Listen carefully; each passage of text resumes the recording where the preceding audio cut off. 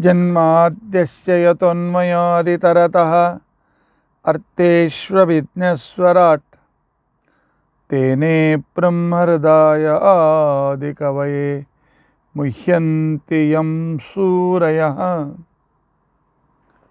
तेजो वारिमृदां यथा विनिमयो यत्र त्रिसर्गो मृषा धाम्ना स्वेन सदा निरस्तकुहकं सत्यं परं धीमहि।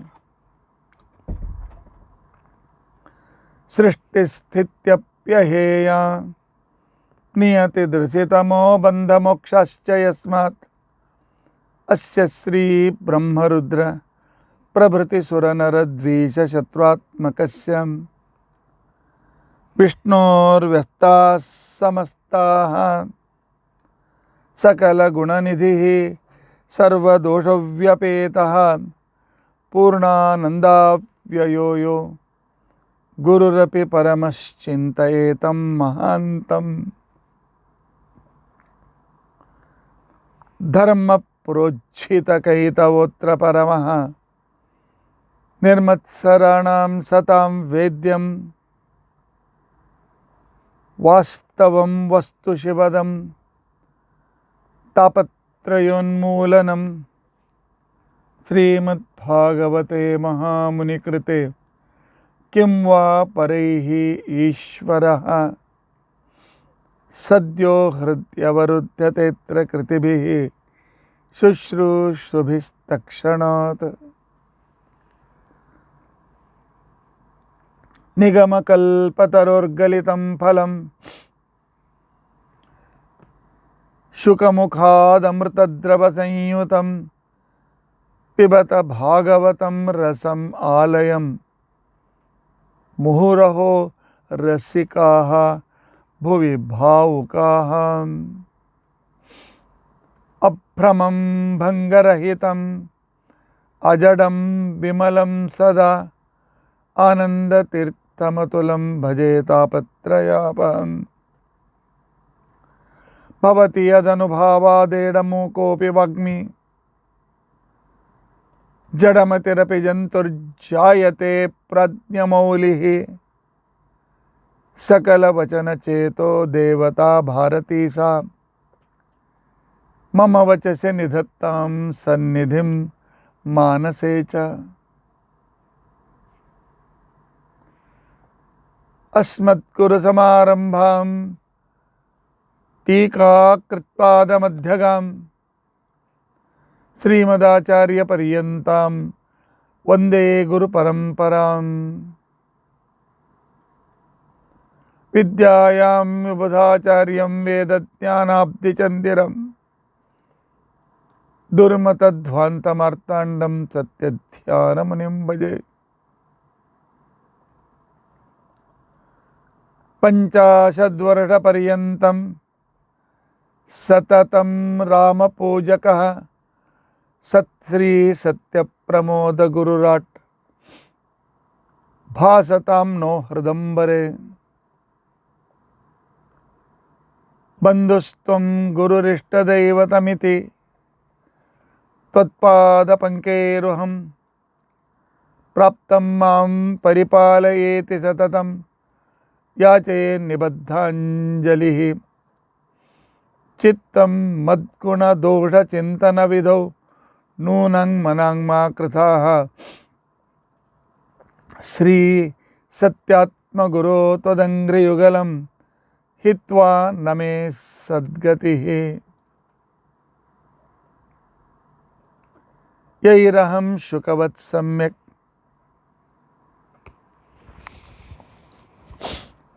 शिक्षितोऽस्मि कृपालुभिः तान् वन्दे धेनुपाचार्यान् तत्त्वज्ञानार्थसिद्धये।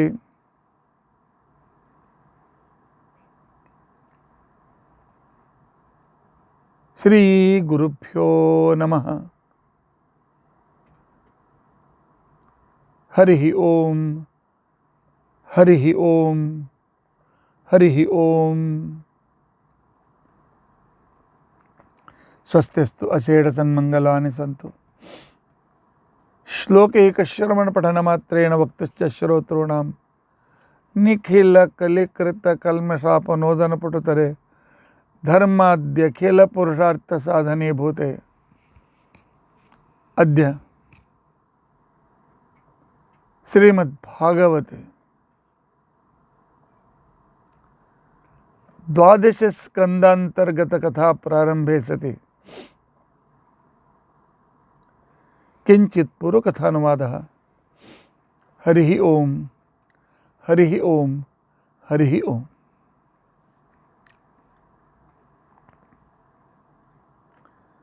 ಹರೇ ರಾಮ ರಾಮ ರಾಮ ಹರೇ ಹರೇ. ಹರೇ ಕೃಷ್ಣ ಕೃಷ್ಣ ಕೃಷ್ಣ ಹರೇ ಹರೇ. ಹರೇ ರಾಮ ರಾಮ ರಾಮ ಹರೇ ಹರೇ. ಹರೇ ಕೃಷ್ಣ ಕೃಷ್ಣ ಕೃಷ್ಣ ಹರೇ ಹರೇ. ಹರೇ ರಾಮ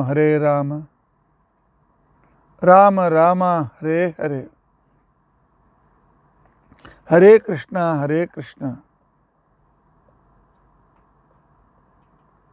ಕೃಷ್ಣ ಕೃಷ್ಣ ಹರೇ ಹರೇ.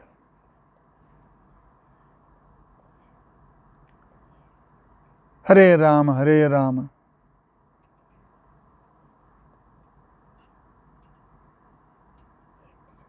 ರಾಮ ರಾಮ ಹರೇ ಹರೇ.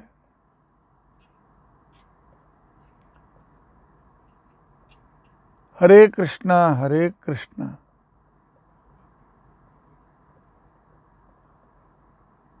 ಕೃಷ್ಣ ಕೃಷ್ಣ ಹರೇ ಹರೇ.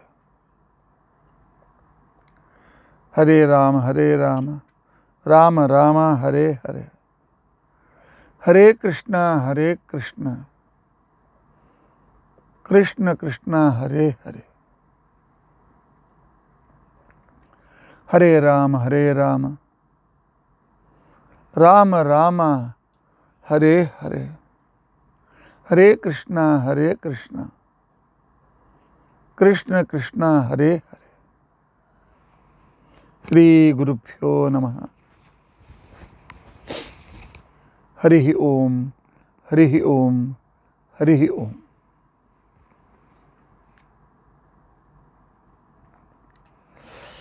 ನಿನ್ನೆ ವೇದ ವಿಭಾಗದ ವಿಚಾರವನ್ನು ಶೌನಕಾದರ್ಶಿಗಳು ಕೇಳಿದಾಗ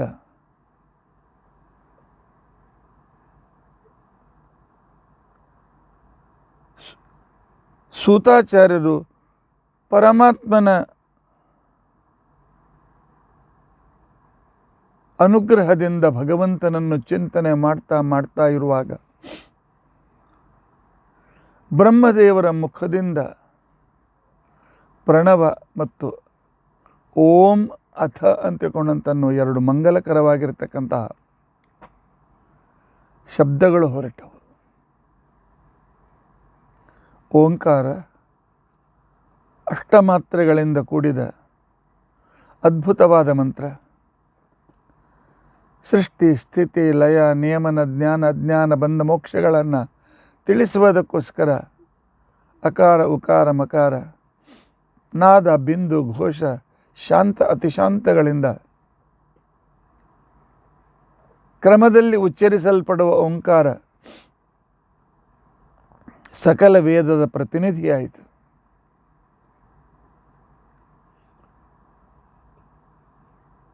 ಆಗೆಲ್ಲ ಋಷಿಗಳು ಭಗವಂತನ ವಿಶಿಷ್ಟ ಮಹಿಮೆಗಳನ್ನು ಚಿಂತನೆ ಮಾಡ್ತಾ ಇರುವಾಗ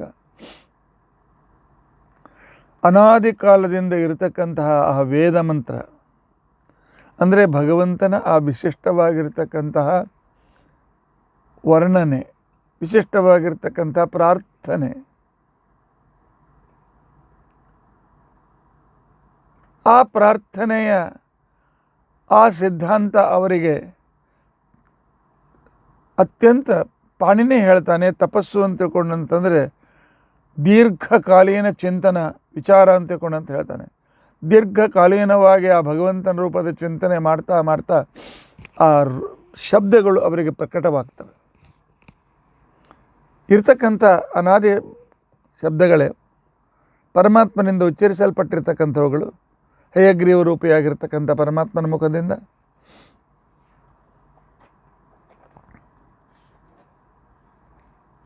ಅಸಂಖ್ಯ ಋಷಿಗಳು, ಅಸಂಖ್ಯ ಜ್ಞಾನಿಗಳು, ಅಸಂಖ್ಯ ದೇವತೆಗಳು,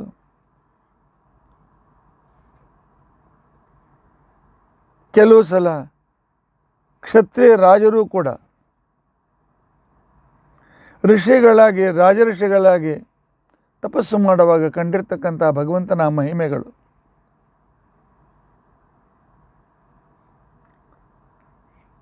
ಅಪಾಲ, ಘೋಷ, ವಿಶ್ವಾವರ ಇತ್ಯಾದಿ ಸಾಧಕಿಯರು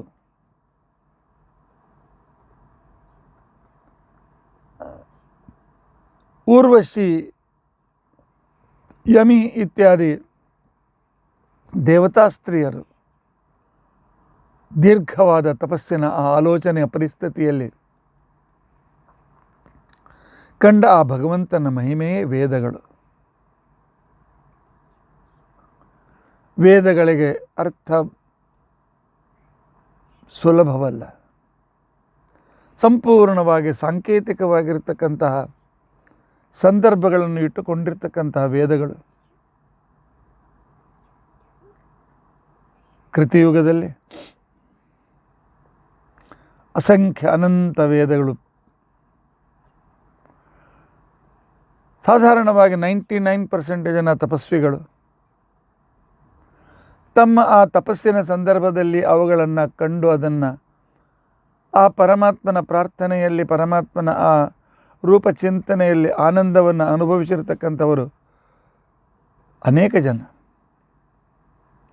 ಹೀಗಾಗಿ ಆಚಾರ್ಯರು ತಮ್ಮ ಋಗ್ಭಾಷ್ಯದಲ್ಲಿ ಹೇಳ್ತಾರೆ, ನೈವ ಋಕ್ ಸಾಮಾದಿ ನಾಮಾನಿ ಕಾಲೇ ಕೃತಯುಗೇ ತಥಾ. ಕೃತಯುಗದಲ್ಲಿ ಋಗ್ವೇದ, ಯಜುರ್ವೇದ, ಸಾಮವೇದ, ಋಕ್ ಸಾಮ ಯಜುಂಷಿ ಅಂತ ತಿಳ್ಕೊಂಡಂತೇಳಿ ಈ ರೀತಿಯಾಗಿರ್ತಕ್ಕಂಥ ಕ್ರಮದಲ್ಲಿ ಅವುಗಳ ಹೆಸರು ಇರಲಿಲ್ಲ. ಅಸಂಖ್ಯ ವೇದಗಳು, ತತ್ವಜ್ಞಾನಿಗಳು ಅದನ್ನು ತಿಳಿದು ಆ ರೀತಿಯಾಗಿ ಭಗವಂತನನ್ನು ಅದ್ಭುತವಾದ ರೀತಿಯಾಗಿ ಪ್ರಾರ್ಥನೆ ಮಾಡ್ತಾಯಿದ್ರು. ಆನಂತರ ತ್ರೇತಾಯುಗದಲ್ಲಿ ಆರಂಭದಲ್ಲಿ ಪರಮಾತ್ಮ ಹಯಗ್ರೀವ ರೂಪದಿಂದ ವೇದಗಳನ್ನು, ಸ್ತುತಿಪರವಾದ ವೇದಗಳು, ಯಜ್ಞಕ್ಕೆ ಸಂಬಂಧಿಸಿದ ವೇದಗಳು, ಗಾನ ಮಾಡಲಿಕ್ಕೆ ಗಾನದಿಂದ ಪರಮಾತ್ಮನನ್ನು ಸಂತೋಷಪಡಿಸ್ತಕ್ಕಂಥ ವೇದಗಳು, ಅವುಗಳನ್ನು ಪ್ರತ್ಯೇಕವಾಗಿ ತನ್ನ ಮುಖದಿಂದ ಹೇಗೆ ಶ್ವಾಸೋಚ್ಛ್ವಾಸ ಅಶ್ಯ ನಿಶ್ವಸಿತೋಯಂ ಋಗ್ವೇದೋ ಯಜುರ್ವೇದ ಸಾಮವೇದ ಅಂತ ತಿಳ್ಕೊಂಡಂತೇಳಿ ಹೇಳ್ತಾರೆ. ಹಯಗ್ರೀವ ರೂಪಿಯಾದ ಪರಮಾತ್ಮನ ನಿಶ್ವಾಸ, ಶ್ವಾಸದಿಂದ ವೇದಗಳು ಹುಟ್ಟಿದವು ಅಂತ ಅಂದ್ರೆ ಅರ್ಥ. ಹೇಗೆ ಶ್ವಾಸೋಚ್ಛ್ವಾಸ ಅನಾಯಾಸವಾಗಿ ನಮ್ಮಿಂದ ಆಗುತ್ತದೆಯೋ ಆ ರೀತಿಯಾಗಿ ಅನಾಯಾಸವಾಗಿ ಪರಮಾತ್ಮ ಅನಂತ ವೇದಗಳನ್ನು 3 ವಿಭಾಗಗಳಲ್ಲಿ ಉಚ್ಚರಿಸಿದ. ಅವುಗಳಿಗೆ ಋಕ್, ನಿಗದ ಮತ್ತು ಸಾಮ ಅಂತನ್ನೋ ಹೆಸರು ಬಂತು. ಋಕ್, ನಿಗದ ಮತ್ತು ಸಾಮ ಅಂತನ್ನೋ ಹೆಸರು ಹಯಗ್ರೀವ ರೂಪಿಯಾದ ಪರಮಾತ್ಮನ ಮುಖದಿಂದ ಹೊರಟಿರ್ತಕ್ಕಂತಹ ಆ ವೇದರಾಶಿ 3 ಭಾಗದಲ್ಲಿ ಅಭಿವ್ಯಕ್ತವಾದವು. ಇದನ್ನು ಮೂಲ ವೇದದಿಂದ ಕೆಲವು ವಿಶಿಷ್ಟವಾದ ಮಂತ್ರಗಳನ್ನು ಮಾತ್ರ ಅವನು ಉಚ್ಚರಿಸಿದ್ದರಿಂದಾಗಿ ಇವುಗಳಿಗೆ ಉಪವೇದ ಅಂತ ತಿಳ್ಕೊಂಡಂತ ಹೇಳ್ತಾರೆ. ಋಗ್ಭಾಷ್ಯದ ಟೀಕೆಯಲ್ಲಿ ಟೀಕಾಕೃತ್ಪಾದರು ಹೇಳ್ತಾರೆ, ಸಚ ಮೂಲವೇದ ತ್ರೇತಾಯಾಂ ಋಕ್ ನಿಗದಾದಿರೂಪೇಣ ವಿಭಕ್ತ ಉಪವೇದ ಉಚ್ಯತೆ ತೇ ವೇದ ಉಪವೇದ ಇತಿ ಉಚ್ಯಂತೆ ಅಂತ ತಿಳ್ಕೊಂಡಂತೇಳಿ.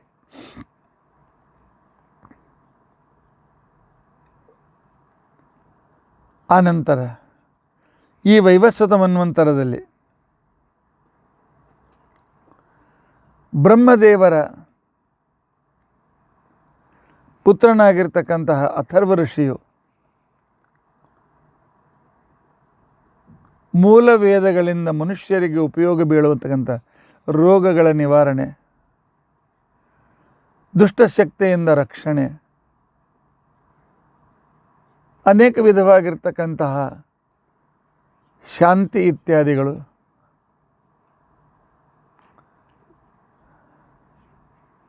ಮೃತರಾದ ಜೀವರನ್ನು ಪುನಃ ಆಹ್ವಾನ ಮಾಡ್ತಕ್ಕಂತಹ ವಿಚಾರ ಮಂತ್ರಗಳು, ಸಂರಕ್ಷಕ ಮಂತ್ರಗಳು ಇತ್ಯಾದಿಗಳನ್ನು ಮೂಲ ವೇದದಿಂದೇನು ಸಂಗ್ರಹ ಮಾಡಿದ ಅಥರ್ವ ಋಷಿಗಳು, ಅದು ಅಥರ್ವಣ ಅಂತ ತಿಳ್ಕೊಂಡಂತ ಹೇಳಿ ಅಥರ್ವ ವೇದ ಅಂತ ತಿಳ್ಕೊಂಡಂತೆ ಅನಿಸ್ಕೊಳ್ತು. ಅದಕ್ಕೆ ಅವಾಂತರ ವೇದ ಅಂತ ತಿಳ್ಕೊಂಡಂತೇಳಿ ಹೆಸರು.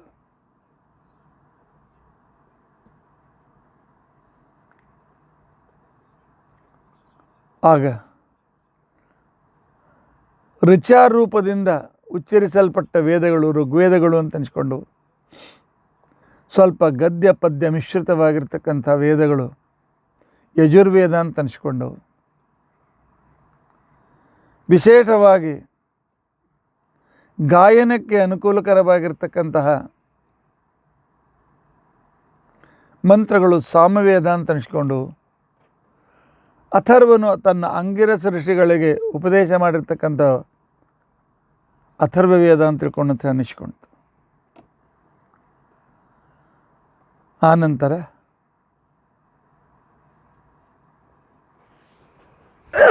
ವೇದವ್ಯಾಸ ದೇವರು ನಿನ್ನೆ ಹೇಳಿದಂತೆ ದ್ವಾಪರ ಯುಗದ 4ನೇ ಚರಣದ ಸಂದರ್ಭದಲ್ಲಿ ಇದನ್ನೆಲ್ಲ ವಿಸ್ತಾರವಾದ ವೇದಗಳನ್ನು ಅಧ್ಯಯನ ಮಾಡುವ ಸಾಮರ್ಥ್ಯ ಜನರಲ್ಲಿ ಉಳಿಯೋದಿಲ್ಲ ಅಂತ ಹೇಳಿ ಸ್ತೋತ್ರ ಮಂತ್ರ ಮಹಾತ್ಮನ ಅದ್ಭುತ ಮಹಿಮೆಗಳ ತತ್ವಜ್ಞಾನದ ಸಾಂಕೇತಿಕವಾಗಿರ್ತಕ್ಕಂಥ ವಿಶಿಷ್ಟ ಮಂತ್ರಗಳನ್ನು ಒಂದು ಕಡೆಗೆ ಸಂಗ್ರಹ ಮಾಡಿ ಅವುಗಳಿಗೆ ಋಗ್ವೇದ ಅಂತ ಹೆಸರಿಟ್ಟ. ಯಜ್ಞ ಯಾಗಾದಿಗಳಿಗೆ ಸಂಬಂಧಿತವಾಗಿರ್ತಕ್ಕಂತಹ ಮಂತ್ರಗಳನ್ನು ಒಂದು ಕಡೆಯಲ್ಲಿ ಸಂಗ್ರಹ ಮಾಡಿ ಯಜುರ್ವೇದ ಅಂತಕೊಂಡಂತ ಹೆಸರನ್ನು ವೇದವ್ಯಾಸ ದೇವರು ಇಟ್ಟಿದ್ದಾರೆ. ಸಂಗೀತ, ಋಗ್ವೇದದಿಂದಲೇ ಹೆಚ್ಚಿನ ಮಂತ್ರಗಳು ಯಾವುದು ಸಂಗೀತದ ರೂಪದಿಂದ ಗಾನ ಮಾಡಬಹುದು ಅಂತಹ ಮಂತ್ರಗಳನ್ನು ಅವುಗಳನ್ನು ತೆಗೆದು ಅವುಗಳಿಗೆ ಸಾಮವೇದ ಅಂತ ತಿಳ್ಕೊಂಡಂತೇಳಿ ಹೆಸರನ್ನು ಇಟ್ಟಿದ್ದ ಪರಮಾತ್ಮ. ಆಂಗಿರಸ ಋಷಿ ಅಥರ್ವಾಂಗಿರಸ ಋಷಿ ಸಂಗ್ರಹ ಮಾಡಿದವುಗಳನ್ನು ಪ್ರತ್ಯೇಕವಾಗಿ ವಿಭಾಗ ಮಾಡಿ ಅವುಗಳಿಗೆ ಅಥರ್ವ ವೇದ ಅಂತ ತಿಳ್ಕೊಂಡಂತೇಳಿ ವೇದವ್ಯಾಸ ದೇವರು ಹೆಸರನ್ನು ಇಟ್ಟಿದ್ದಾನೆ. ಆನಂತರ ಅವುಗಳಲ್ಲಿಯೂ ಕೂಡ ಪ್ರತ್ಯೇಕವಾದ ರೀತಿಯಲ್ಲಿ ಹೇಳ್ತಕ್ಕಂಥ ಕ್ರಮ, ವರ್ಣನೆ ಮಾಡತಕ್ಕಂಥ ಕ್ರಮ, ವಿಶಿಷ್ಟ ಮಂತ್ರಗಳ ಮೇಲೆ ವಿಶೇಷವಾಗಿರ್ತಕ್ಕಂಥ ಆಸ್ತಿಕತೆಯನ್ನು ತೋರಿಸಿ ಅವುಗಳ ಮೇಲೆ ವಿಶೇಷವಾದ ಲಕ್ಷ್ಯ ಕೊಟ್ಟಿರ್ತಕ್ಕಂಥ ಕ್ರಮ, ಇವುಗಳಿಂದ ವೇದಗಳು ಶಾಖ ಮತ್ತು ಉಪಶಾಖೆಗಳಲ್ಲಿ, ಶಾಖ ಮತ್ತು ಉಪಶಾಖ, ಶಾಖ ಅಂದರೆ ಟೊಂಗೆಗಳು, ಮೂಲ ವೃಕ್ಷದಿಂದ ಟೊಂಗೆಗಳು ಹೊರಟಂತೆ ಶಾಖೋಪಶಾಖೆಗಳಲ್ಲಿ ವೇದಗಳು ವಿಭಕ್ತವಾದವು. ಆರಂಭದಲ್ಲಿ ವೇದವ್ಯಾಸ ದೇವರ ಶಿಷ್ಯರ ಸಂದರ್ಭದಲ್ಲಿರುವಾಗ ಋಗ್ವೇದದಲ್ಲಿ 24 ಶಾಖೆಗಳಿದ್ದವು. ಯಜುರ್ವೇದದಲ್ಲಿ 101 ಶಾಖೆಗಳಿದ್ದವು. ಸಾಮವೇದದಲ್ಲಿ 1,000 ಶಾಖೆಗಳು ಇದ್ದವು. ಅದಕ್ಕೆ ಆಚಾರ್ಯ ಚತುರ್ಧ ವಿಭದಂಚಾಂಶ್ಚ ಚತುರ್ವಿಂಶತಿಧ ಶತಧ ಸಹಸ್ರಧ ಅಂಥೇಳಿ ಬ್ರಹ್ಮಸೂತ್ರ ಭಾಷ್ಯದಲ್ಲಿ ಅದನ್ನು ಹೇಳ್ತಾರೆ. ಅಥರ್ವವೇದದಲ್ಲಿ 12 ಶಾಖೆಗಳಿದ್ದು 4 ವೇದಗಳು ಸೇರಿ 1137 ಶಾಖೆಗಳು ಇದ್ದವು. ಇವೆಲ್ಲವನ್ನ ಸೇರಿ ವೇದಗಳಿಗೆ ತ್ರಯಿ ಅಂತ ತಿಳ್ಕೊಂಡಂತ ಹೇಳಿ ಆ ಕಾಲದಲ್ಲಿ ಹೆಸರು ಇತ್ತು.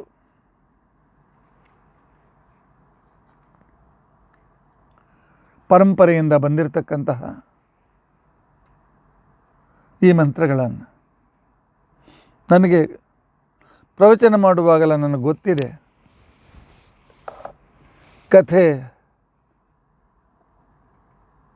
ಅಥವಾ ಬೇರೆ ವಿಷಯ ಇಲ್ಲದೇ ಇರತಕ್ಕಂಥ ವಿಷಯ ಕೇಳ್ತಕ್ಕಂಥ ನಿಮಗೆ ಏನೋ ನಮಗೆ ಸಂಬಂಧವಿಲ್ಲದ್ದೇನೋ ಆಚಾರ್ಯ ಹೇಳ್ತಾ ಇದ್ದಾರೆ ಅಂತ ತಿಳ್ಕೊಂಡಂಥೇಳಿ ಅನ್ನಿಸ್ತದೆ.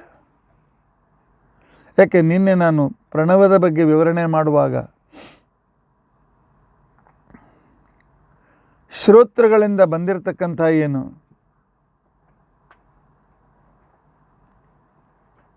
ಆ ಒಂದು ಉತ್ಸಾಹದ ಪ್ರತಿಧ್ವನಿ ಇದೆಯಲ್ಲ, ನಿನ್ನೆ ಅಷ್ಟು ಬರಲಿಲ್ಲ ನನಗೆ. ಹೌದು, ಕಠಿಣ ವಿಷಯ, ಇನ್ನೂ ಕಠಿಣವಾಗಿದೆ. ಆದರೆ ನಾನು ಬಹಳ ಸುಲಭವಾಗಿ ಮಾಡಲಿಕ್ಕೆ ಪ್ರಯತ್ನ ಮಾಡಿದ್ದೆ. ಹಾಗಾದರೆ ಅರುಚಿಕರವಾದ ಮತ್ತು ಸುಮ್ಮನೆ ಕಥೆ ಹೇಳ್ಬಿಡಿ ಇಲ್ಲ, ಕಠಿಣವಾದದ್ದನ್ನು ಕೇಳುವ ಅಭ್ಯಾಸ ನಾವು ಮಾಡಿಕೊಳ್ಬೇಕಾಗಿದೆ. ಯಾಕೆ ಆಚಾರ್ಯರ ಗ್ರಂಥಗಳನ್ನು, ಟೀಕಾಕೃತ್ಪಾದರ ಗ್ರಂಥಗಳನ್ನು ಇತ್ಯಾದಿನ ಶ್ರವಣ ಮಾಡಬೇಕಾಗಿದೆ. ನಮಗೆ ಕಠಿಣವಾದದ್ದನ್ನು ಕೇಳುವ ಅಭ್ಯಾಸ ನಾವು ಮಾಡಿಕೊಳ್ಳದೇ ಇದ್ದರೆ ಯಾವಾಗ ನಮಗೆ ಆ ರಹಸ್ಯ ಅರ್ಥವಾಗ್ತದೆ? ವೇದಗಳು ಇವತ್ತು ನಮ್ಮ ದೊಡ್ಡ ಸಂಪತ್ತಿ.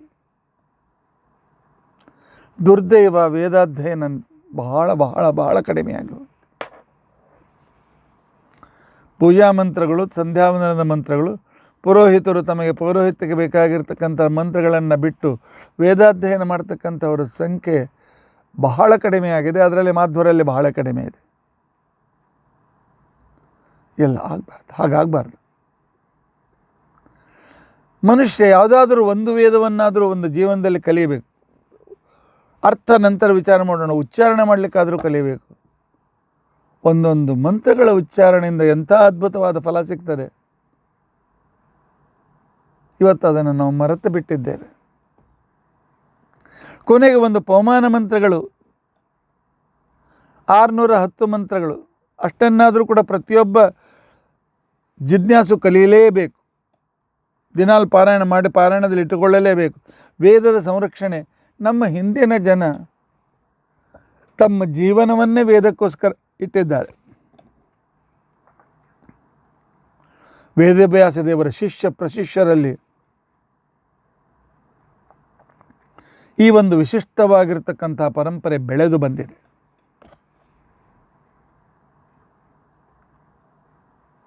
ಋಗ್ವೇದದ ಕ್ರಮವನ್ನು ಹೇಳ್ತಾ ಆ ಕಾಲದಲ್ಲಿ ಹೇಳ್ತಾರೆ. ಪೈಲಹ ಸುಸಂಹಿತಾಮೂಚೆ ಇಂದ್ರ ಪ್ರಮಿತಯೇ ಮುನೆ ಬಾಷ್ಕಲಾಯ ಚ ಸೋಪಾಹ್ಯ ಶಿಷ್ಯೇಭ್ಯ ಸಂಹಿತಾಂ ಸ್ವಕಾಂ. ವ್ಯಾಸರು ಪೈಲ ಋಷಿಗೆ ಋಗ್ವೇದವನ್ನು ಉಪದೇಶ ಮಾಡಿ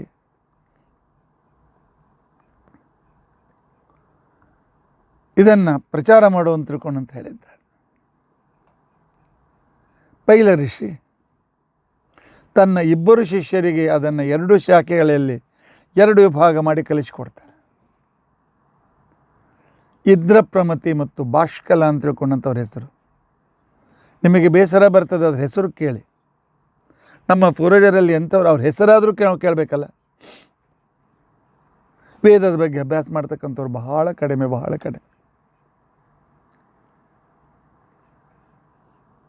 ಇಂದ್ರಪ್ರಮತಿ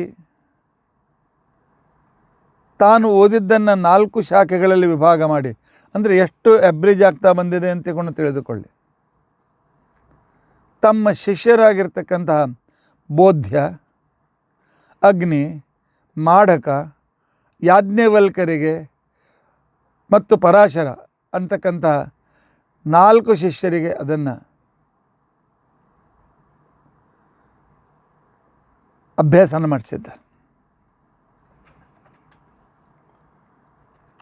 ಆನಂತರ ಅವರ ಶಿಷ್ಯನಾಗಿರ್ತಕ್ಕಂಥ ಇಂದ್ರಪ್ರಮತಿ, ಅವನ ಮಗನಾಗಿರ್ತಕ್ಕಂಥ ಮಾಂಡೂಕೇಯನಿಗೆ ಮತ್ತೆ ಪುನಃ ಉಪದೇಶ ಮಾಡಿದಾಗ ಮಾಂಡೂಕೇಯ ತನ್ನ ಶಿಷ್ಯನಾಗಿರ್ತಕ್ಕಂಥ ವೇದಮಿತ್ರನಿಗೆ ಇದರ ಉಪದೇಶವನ್ನು ಮಾಡ್ತಾನೆ.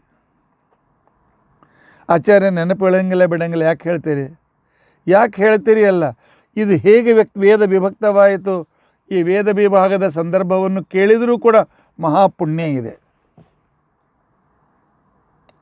ನಮ್ಮ ಪಾಪಗಳು ದೂರವಾಗಿ ಪರಮಾತ್ಮ ಅನುಗ್ರಹಕ್ಕೆ ಈ ಇತಿಹಾಸ ಕೇಳಿದರೂ ಕೂಡ ಸಾಕು, ನಮಗೆ ಪುಣ್ಯ ಪ್ರಾಪ್ತಿ ಆಗ್ತದೆ. ತಿಳಿದುಕೊಂಡಂತೂ ಬಹಳ ಅದ್ಭುತ ಇದೆ. ಕಾಗದ ಪೆನ್ಸಿಲ್ ಇಟ್ಕೊಂಡು ಬರೆದುಕೊಂಡು ಅದನ್ನು ತಿಳಿದುಕೊಳ್ಳಿಕ್ಕೆ ಪ್ರಯತ್ನ ಮಾಡಿದರೆ ಇನ್ನೂ ಅದ್ಭುತ ಇದೆ. ಆದರೂ ಕೂಡ ಈ ವಿಭಾಗದ ಕ್ರಮ ಹೇಗೆ ಬಂತು ಅಂತ ಅನ್ನೋದು ಸಂಕ್ಷಿಪ್ತವಾಗಿ ನಾವು ತಿಳಿದುಕೊಳ್ಳೋಣ. ವೇದಮಿತ್ರ ಸೌಭರಿ ಮೊದಲಾದವರಿಗೆ ಉಪದೇಶ ಮಾಡಿದ್ದಾನೆ.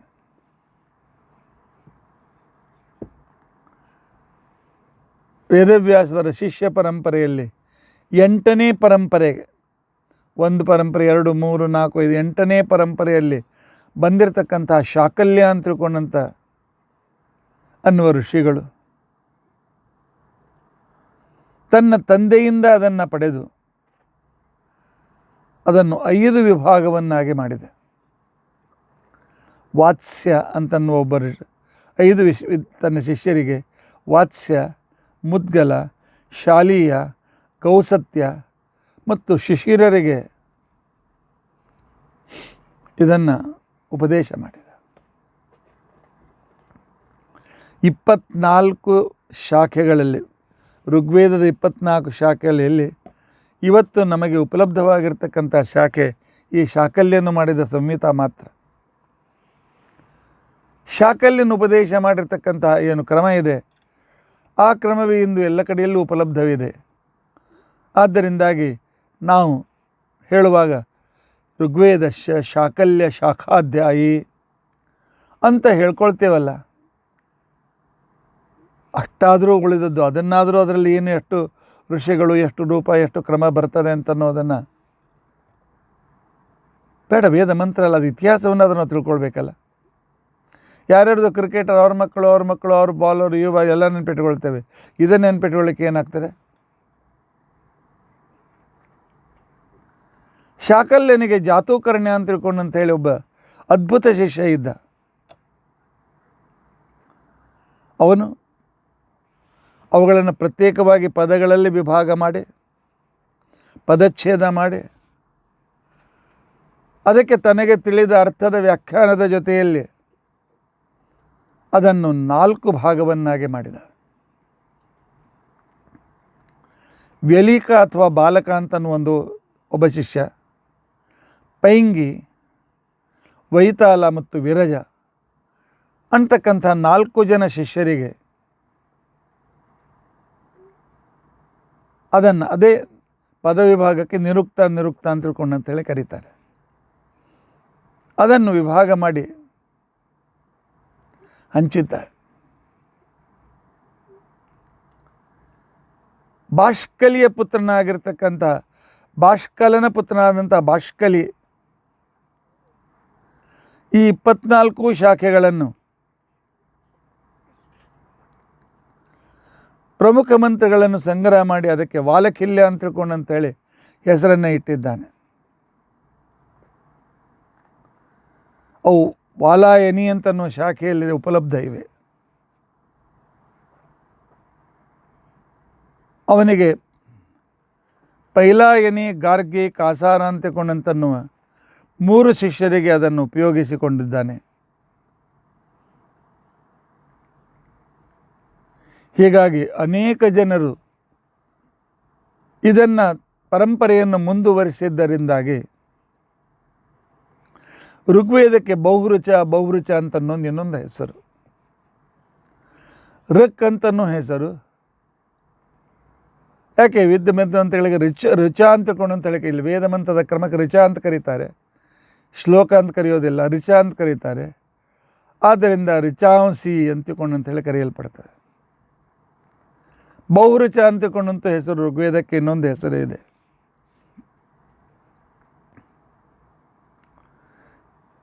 ಆಗಲೇ ಹೇಳಿದಂತೆ ಇಷ್ಟೆಲ್ಲ ಈ ನೆನಪುಳಿಂಗಿಲ್ಲ ಯಾಕೆ ಹೇಳ್ತೀರಿ ಅಂತಕೊಂಡಂತಂದರೆ ಅದಕ್ಕೆ ಸೂತಾಚಾರ್ಯರು ಹೇಳ್ತಾರೆ, ಶೌನಕಾದ ಋಷಿಗಳೇ ಎಷ್ಟು ನೆನಪಿಟ್ಕೊಳ್ತೀರಿ, ಇಟ್ಕೊಳ್ಳಿ. ಈ ವೇದ ವಿಭಾಗದ ಇತಿಹಾಸ ಕೇಳಿದರೂ ಕೂಡ ಸಾಕು. ಸರ್ವ ಪಾಪೈ ಪ್ರಮುಚ್ಯತೆ. ವೇದವ್ಯಾಸ ದೇವರು ಉಪಕಾರ ಸ್ಮರಣೆಗೆ ಬಂದು ಆ ವೇದವ್ಯಾಸ ದೇವರ ಚಿಂತನೆ ಶ್ರುತ್ವ ಏತತ್ ಛಂದಸಾಂ ವ್ಯಾಸಂ, ವೇದಗಳ ವಿಭಾಗವನ್ನು ವೇದವ್ಯಾಸ ದೇವರು ಅವರ ಶಿಷ್ಯರು ಮಾಡಿದ ವಿಭಾಗಗಳನ್ನು ಕೇಳಿದರೂ ಕೂಡ ಸಾಕು. ಸರ್ವ ಪಾಪ ಪ್ರಮುಚ್ಯತೆ. ನಾವು ಪಾಪಗಳಿಂದ ಮುಕ್ತರಾಗ್ತೇವೆ. ಯಾಕೆ ದಿನಾಲು ನಮ್ಮ ಪಾಪ ಬೇಕಾದಷ್ಟು ಮಾಡ್ತಾ ಇರ್ತೇವೆ. ಆದ್ದರಿಂದ ಶ್ರೋತೃಗಳೇ, ಸಮಯ ಸಿಕ್ಕಾಗ ವೇದಗಳ ಬಗ್ಗೆ ಸಿಗುವ ಪುಸ್ತಕಗಳನ್ನು ಓದಿಕೊಳ್ಳಿ. ವೇದದ ವಿಸ್ತಾರ, ವೇದದ ಹರವು ನಮ್ಮ ಜೀವನದಲ್ಲಿ ಮಾಡಿಕೊಳ್ಳಲಿಕ್ಕೆ ನಾವು ಪ್ರಯತ್ನಿಸೋಣ. ಇದಷ್ಟು ಋಗ್ವೇದದ ವಿಭಾಗದ ಸಂಕ್ಷಿಪ್ತ ವಿವರಣೆಯಾಯಿತು. ಇನ್ನು ಋಗ್ವೇದ ಅಂತಂದರೆ ಏನು, ವೇದಾರ್ಥ ಆಗಬೇಕಾಗಿದ್ದರೆ ಏನು ತಯಾರಿ ಬೇಕಾಗ್ತದೆ ಅನ್ನುವ ಬಗ್ಗೆ ನಾವು ಸ್ವಲ್ಪ ಸಂಕ್ಷಿಪ್ತವಾಗಿ ತಿಳಿದುಕೊಳ್ಳಲಿಕ್ಕೆ ಪ್ರಯತ್ನಿಸೋಣ. ಋಗ್ವೇದದ ಬಗ್ಗೆ ಒಂದು ವರ್ಷ ಪ್ರವಚನ ಕೊಟ್ಟರೂ ಮುಗಿಯೋದಿಲ್ಲ. ಇದೆ ಬಹಳ ವಿಸ್ತಾರವಾಗಿದೆ. ಸ್ವಲ್ಪ ಸಂಕ್ಷಿಪ್ತವಾಗಿ ಇವತ್ತು ಋಗ್ವೇದದ ಬಗ್ಗೆ ನಾವು ತಿಳಿದುಕೊಳ್ಳಲಿಕ್ಕೆ ಪ್ರಯತ್ನಿಸೋಣ. ವೇದದ ಸಂಕ್ಷಿಪ್ತ ಪರಿಚಯ ಈ ರೀತಿಯಾಗಿದೆ. ತಪ ಅಂತಿಕೊಂಡಂತಂದರೆ ಪಾಣಿನಿಯ ಪ್ರಕಾರ ದೀರ್ಘಕಾಲೀನ ಆಲೋಚನಾ, ಚಿಂತನೆ, ಮನನ ಇವುಗಳನ್ನು ಮಾಡಿದಾಗ ಹೊಳೆದ ಆ ಶಬ್ದದ ಅಥವಾ ಪದಗಳ ಆ ಒಂದು ಸಂಗ್ರಹ ರೂಪವಾದ ಋಕ್ ಅಂತೇನಿದೆ, ರುಚ ಅಂತೇನಿದೆ, ಇದು ವೇದ ಮಂತ್ರ ಅಂತ ತಿಳ್ಕೊಂಡಂಥೇಳಿ ಅನಿಸಿಕೊಳ್ಳುತ್ತದೆ.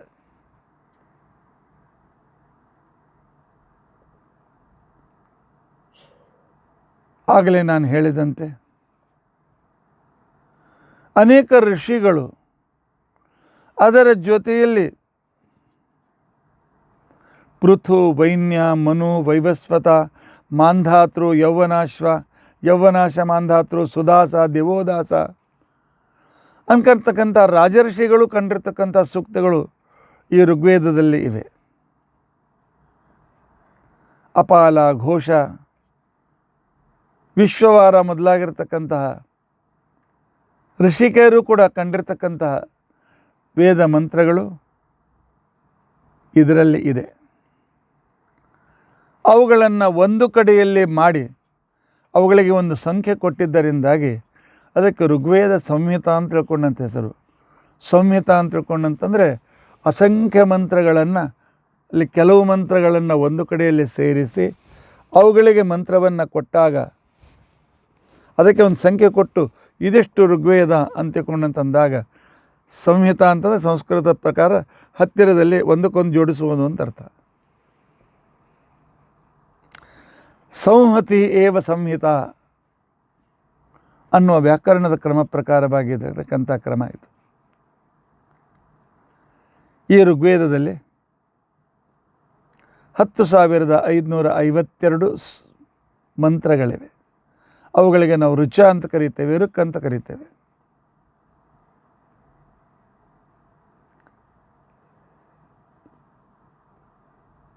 ಇದರಲ್ಲಿ ಅವುಗಳನ್ನು 3, 6, 10 ಮ್ಯಾಕ್ಸಿಮಮ್ 10, ಅತಿ ಕಡಿಮೆ ಅಂತಂದರೆ ಒಂದು ಮಂತ್ರದ ಒಂದು ಸಮೂಹಕ್ಕೆ ಸೂಕ್ತ ಅಂತ ಕರೀತೇವೆ. ಸೂಕ್ತ, ಒಬ್ಬ ವಿಶಿಷ್ಟ ದೇವತೆ ಅಥವಾ ಒಂದೆರಡು ದೇವತೆಗಳ ಸಮೂಹವನ್ನು ತದಂತರ್ಗತನಾಗಿರ್ತಕ್ಕಂಥ ಪರಮಾತ್ಮನ ವರ್ಣನೆಗೋಸ್ಕರ ಇರತಕ್ಕಂತಹ ಅವರ ಮಹಿಮೆಯನ್ನು ತಿಳಿಸುವುದಕ್ಕೋಸ್ಕರ ಇರತಕ್ಕಂಥ ಆ ಸುಭಾಷಿತ ಸುಉಕ್ತ ಸೂಕ್ತ ಋಗ್ವೇದದಲ್ಲಿ ಒಟ್ಟಿಗೆ 1028 ಸೂಕ್ತಗಳಿವೆ. ಈ 28 ಸೂಕ್ತಗಳನ್ನು ಕ್ರಮವಾಗಿ 10 ವಿಭಾಗಗಳಲ್ಲಿ, ಅದಕ್ಕೆ ಮಂಡಲ ಅಂತ ಕರೀತಾರೆ. ಋಗ್ವೇದದ ಇದಕ್ಕೆ ಮಂಡಲ ಅಂತ ಕರೀತಾರೆ. 10 ಮಂಡಲದಲ್ಲಿ ಈ ಸೂಕ್ತಗಳನ್ನು ವಿಭಾಗ ಮಾಡಿದ್ದಾರೆ. ವಿಭಾಗ ಮಾಡಿದವರು ವೇದವ್ಯಾಸ ದೇವರು. ಅದಲ್ಲದೆ ಆಗಲೇ ಹೇಳಿದಂತೆ ವಾಲಖಿಲ್ಯ ಸೂಕ್ತಗಳನ್ನು ಮಂತ್ರಗಳನ್ನು 11 ವಾಲಖಿಲ್ಯ ಮಂತ್ರಗಳನ್ನು, ಆನಂತರ 80 ಖಿಲಮಂತ್ರಗಳನ್ನು, ನಂತರ ವೇದವ್ಯಾಸ ದೇವರ ಶಿಷ್ಯರು ಸೇರಿಸಿದ್ದರಿಂದ ಒಟ್ಟು ಋಗ್ವೇದದಲ್ಲಿ ವಾಲಖಿಲ್ಯ ಮಂತ್ರಗಳು, ಖಿಲಮಂತ್ರಗಳು, ಸಂಹಿತಾ ಮಂತ್ರಗಳು ಸೇರಿ 1119 ಮಂತ್ರಗಳು ಆಗ್ತವೆ. ಎಷ್ಟು ವಿಸ್ತಾರ ಇದೆ! ಒಂದೊಂದು ಮಂತ್ರ ಅರ್ಥ ಮಾಡಿಕೊಳ್ಳಬೇಕಾಗಿದ್ದರೆ ನಮಗೆ ಷಡಂಗಗಳ ಜೊತೆಯಲ್ಲಿ ವೇದದ 4 ವಿಧಗಳು ಕೂಡ ಗೊತ್ತಿರಬೇಕು. ಒಟ್ಟು 10 ತರಹದ ಕ್ರಮ ನಮಗೆ ಗೊತ್ತಿದ್ದರೆ ವೇದದ ಒಂದು ಮಂತ್ರದ ಅರ್ಥವಾಗ್ತದೆ. ಅದು ಯಾವುದು ಅಂತ ಅನ್ನೋದು ನಾನು ನಂತರ ಹೇಳ್ತೇನೆ. ಋಗ್ವೇದದಲ್ಲಿ 1 ಮಂತ್ರದ 1 ಸೂಕ್ತ ಇದೆ. 3 ರಿಂದ 10 ಋಕ್ಕಗಳ ಜೊತೆ ಇರ್ತಕ್ಕಂಥ ಅನೇಕ ಸೂಕ್ತಗಳಿವೆ. ಆದರೆ ಪರಮಾತ್ಮನ ಅದ್ಭುತ ಮಹಿಮೆಯನ್ನು ಸೂಚನೆ ಮಾಡ್ತಕ್ಕಂಥ ಅಸ್ಯ ವಾಮೀಯ ಸೂಕ್ತ ಅಂತ ತಿಳ್ಕೊಂಡಂತ ಹೇಳಿದೆ. ಅಸ್ಯ ವಾಮೀಯ ಸೂಕ್ತ ಇದರಲ್ಲಿ 52 ಮಂತ್ರಗಳಿವೆ. ಅಷ್ಟು ದೊಡ್ಡ ಸೂಕ್ತ ಇದು. 9ನೇ ಮಂಡಲ ಅಸ್ಯವಾಮೀಯ ಸೂಕ್ತ ಇದು 1ನೇ ಮಂಡಲದಲ್ಲಿ ಬರ್ತದೆ. 9ನೇ ಮಂಡಲದಲ್ಲಿ ಬರ್ತಕ್ಕಂತಹ ಅಸ್ಯಪ್ರೇಷ ಅಂತ ತಿಳ್ಕೊಂಡಂತಕ್ಕಂತಹ ಅದ್ಭುತವಾದ ವಾಯುದೇವರ ಮನುಷ್ಯ ತನ್ನ ಉತ್ತರ ವಯಸ್ಸಿನಲ್ಲಿ ಯಾವುದನ್ನು ಚಿಂತನೆ ಮಾಡಬೇಕು ಅಂತ ವಾಯುವಂತರ್ಗತನಾಗಿರ್ತಕ್ಕಂತಹ ಲಕ್ಷ್ಮೀ ಸಹಿತರಾದಂಥವರನ್ನು ತನ್ನ ಹೃದಯ ಮಂದಿರದಲ್ಲಿ ಸ್ಥಾಪನೆ ಮಾಡಿದ್ದರಿಂದಾಗಿ ಯಾವ ವಾಯುದೇವರಿಗೆ ಸೋಮ ಅಂತ ಹೆಸರು ಬಂತು, ಅಂತಹ ಸೋಮ ಶಬ್ದನಾದ ವಾಯುವಂತರ್ಗತನಾದ ಪರಮಾತ್ಮನ ವರ್ಣನೆ ಮಾಡ್ತಕ್ಕಂಥ ಅದ್ಭುತವಾದ ಒಂದು ಸೂಕ್ತ ಇದೆ. ಅಸ್ಯ ಪ್ರೇಷ ಅಂತ ಪ್ರಾರಂಭವಾಗ್ತದೆ. ಅದರಲ್ಲಿ 58 ಮಂತ್ರಗಳಿವೆ. ಅಷ್ಟು ದೊಡ್ಡ ಒಂದೇ ಒಂದು ಸೂಕ್ತ. ಆನಂತರ ವೈದಿಕ ಕಾಲದ ವಿವಾಹದ ಸಂದರ್ಭದಲ್ಲಿರ್ತಕ್ಕಂಥ ದೇವತೆಗಳು ಸೂರ್ಯನ ಮಗಳಾಗಿರ್ತಕ್ಕಂಥ ಸೂರ್ಯ ಅಂತಕ್ಕಂಥವಳನ್ನು ಅಶ್ವಿನಿ ದೇವತೆಗಳಿಗೆ ಕೊಟ್ಟು ಮದುವೆ ಮಾಡ್ತಾರೆ. ಆ ಮದುವೆಯ ಸಂದರ್ಭದಲ್ಲಿ ಅವಳು ತನ್ನ ವರರನ್ನು ಆರಿಸುವಾಗ ಆರಿಸಿದ ವರರ ಬಗ್ಗೆ ತನ್ನ ಅಭಿವ್ಯಕ್ತಿಯನ್ನು ವ್ಯಕ್ತಪಡಿಸಿದಾಗ ಆನಂತರ ಅವಳನ್ನು ವಿಶಿಷ್ಟವಾಗಿರ್ತಕ್ಕಂಥ ರಥದಲ್ಲಿ ಕೂಡಿಸಿಕೊಂಡು ಬರುವಾಗ ಸಹಾಯಕರಾಗಿರ್ತಕ್ಕಂಥ ದೇವತೆಗಳ ಸಂದರ್ಭ, ಋಷಿಗಳ ಜ್ಞಾನಿಗಳ ಆಶೀರ್ವಾದದ ಮಂತ್ರಗಳು ಇವೆಲ್ಲ ಸೇರಿ 47 ಮಂತ್ರಗಳಾಗ್ತದೆ. ಇದೊಂದು ಸತ್ಯೇನೋತ್ತ ಭಿತಾ ಸೂಕ್ತ ಅಂತ ತಿಳ್ಕೊಂಡಂತೇಳಿ ಹೆಸರು. ಮತ್ತು ಒಂದೇ ಒಂದು ಋಕ್ ಇರ್ತಕ್ಕಂಥದ್ದು ಮೊದಲನೇ ಮಂಡಲದ ಕೊನೆಯ ಸೂಕ್ತ, ಒಂದು ಮಂತ್ರದ ಸೂಕ್ತ, 99ನೇ ಸೂಕ್ತ. ಅದು ಇವುಗಳನ್ನು ಬಿಟ್ಟರೆ ಉಳಿದದ್ದೆಲ್ಲ 3 ಮತ್ತು 10 ಮಂತ್ರಗಳ ಒಂದು ಸಮೂಹ ರೂಪದಲ್ಲಿ ಇವೆ.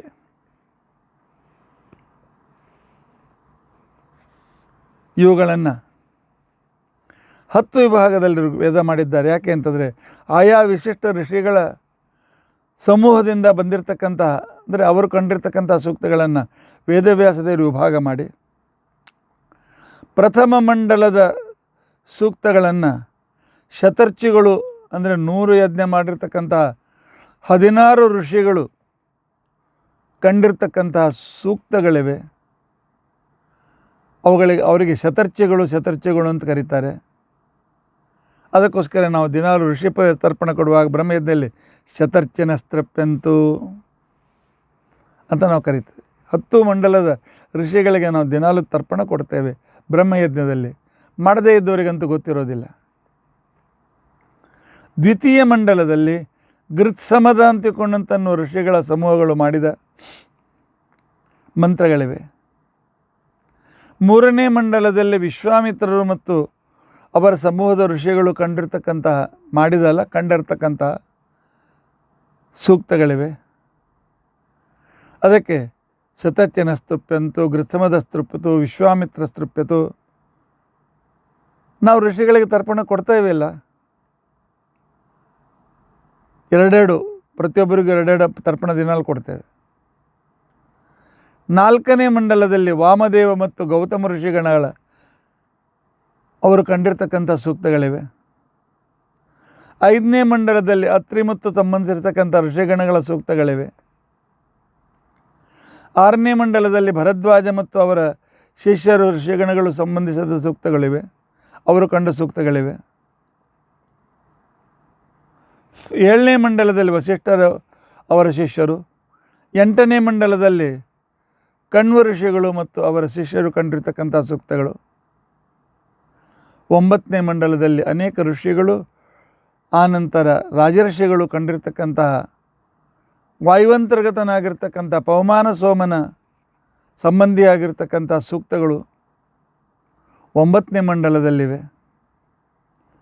10ನೇ ಮಂಡಲದಲ್ಲಿ ಅನೇಕ ಋಷಿಗಳು ಮಾಡಿರ್ತಕ್ಕಂಥ ಎಲ್ಲವೂ ಸೇರಿ ಸಂಕೀರ್ಣ ಋಷಿಗಳ ಮಂಡಲ ಅಂತ ಅನಿಸ್ಕೊಳ್ತದೆ.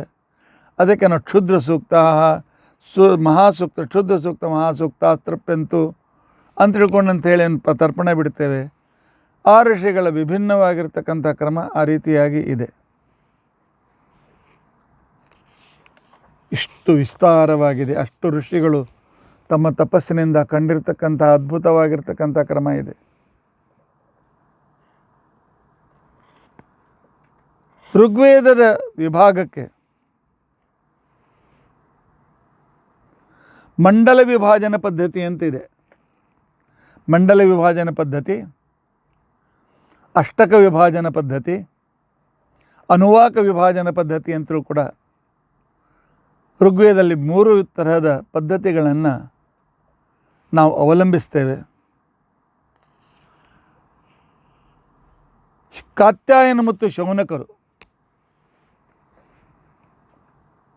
ಕಾತ್ಯಾಯನ ಋಷಿಗಳು ಮತ್ತು ಶೌನಕ ಋಷಿಗಳು ಯಾರು ಈಗ ಕೇಳ್ತಾ ಇದ್ದಾರಲ್ಲ ಸೂತಾಚಾರ್ಯರಿಂದ, ಅವರು ಋಗ್ವೇದ ಸರ್ವಾನುಕ್ರಮಣಿ ಅಂತ ತಿಳ್ಕೊಂಡಂತ ಹೇಳಿ ಒಂದು ವಿಭಾಗವನ್ನು ಮಾಡಿ ಅವುಗಳನ್ನು ವಿಷಯಕ್ಕೆ ಅನುಸಾರವಾಗಿ ಮಂಡಲ ವಿಭಾಗಗಳನ್ನು ಮಾಡಿದ್ದಾರೆ. ಆ ಮಂಡಲದ ವಿಭಾಗದಲ್ಲಿ ಕೆಲವು ಮಂಡಲ ಬಹಳ ಸಣ್ಣ ಮಂಡಲಗಳು, ಕೆಲವು ಮಂಡಲಗಳು ಬಹಳ ವಿಸ್ತಾರವಾಗಿವೆ. ನಿಮ್ಮ ಒಂದು ಕಲ್ಪನೆ ಬರಲಿ ಅಂತ ತಿಳ್ಕೊಂಡಂತೇಳಿ ನಾನು ಹೇಳ್ತೇನೆ. ಮೊದಲನೇ ಮಂಡಲದಲ್ಲಿ 191 ಬಹಳ ದೊಡ್ಡ ಮಂಡಲ, 191 ಸೂಕ್ತಗಳು, 2006 ಮಂತ್ರಗಳು, ಋಕ್ಕಗಳು ಇವೆ. 2ನೇ ಮಂಡಲದಲ್ಲಿ 43 ಸೂಕ್ತಗಳು, 429 ಋಕ್ಕಗಳು, ಮಂತ್ರಗಳು ಇವೆ. 3ನೇ ಮಂಡಲದಲ್ಲಿ 62 ಸೂಕ್ತಗಳು, 589 ಋಕ್ಕಗಳು ಇವೆ. 617 ಮಂತ್ರಗಳಿವೆ. 4ನೇ ಮಂಡಲದಲ್ಲಿ 58 ಸೂಕ್ತಗಳು, 589 ಮಂತ್ರಗಳಿವೆ. ಐದನೇ ಮಂಡಲದಲ್ಲಿ 87 ಸೂಕ್ತಗಳು, 227 ಮಂತ್ರಗಳು ಇವೆ.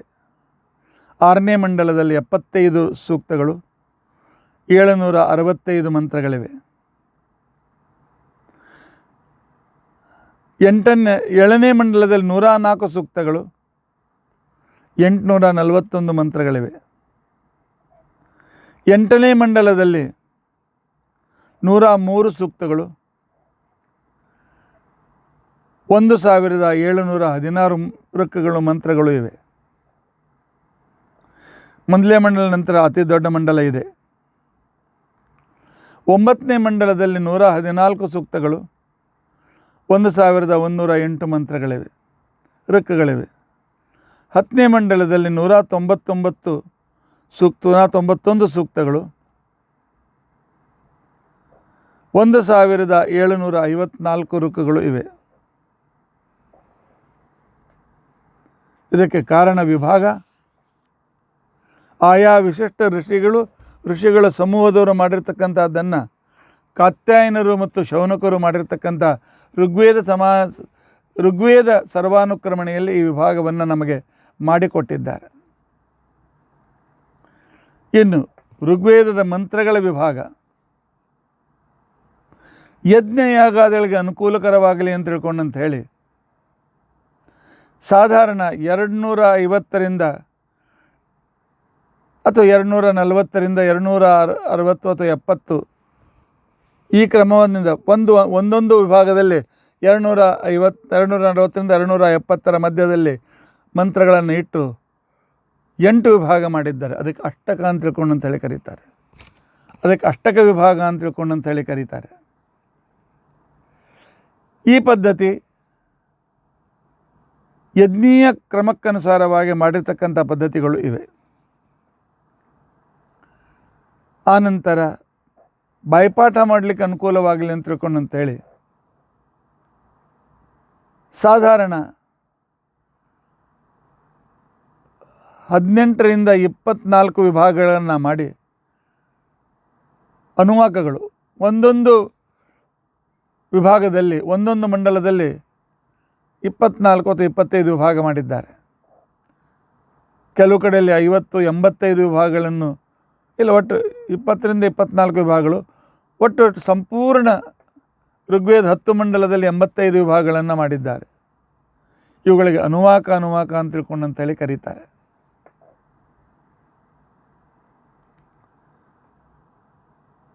ಈ ರೀತಿಯಾದಂಥ ಅದ್ಭುತವಾಗಿರ್ತಕ್ಕಂಥ ಋಗ್ವೇದದ ಒಂದು ಈ ಮಂತ್ರಗಳ ಸಂಗ್ರಹ ಕೇಳಿಯೇ ತಲೆ ತಿರುಗ್ತಾ ಇದೆಯಲ್ಲ. ಇಷ್ಟೆಲ್ಲ ಓದೋರು ಯಾರು ಅಂತ ತಿಳ್ಕೊಂಡು ಅಂತೇಳಿ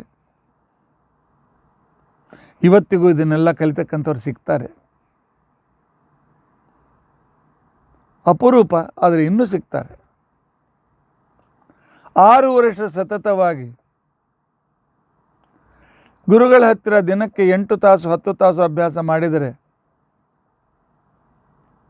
ಈ ಋಗ್ವೇದ ಒಂದೇ ಸಂಪೂರ್ಣ ಋಗ್ವೇದನ ಅಭ್ಯಾಸ ಮಾಡತಕ್ಕಂಥವ್ರು ಸಿಗ್ತಾರೆ.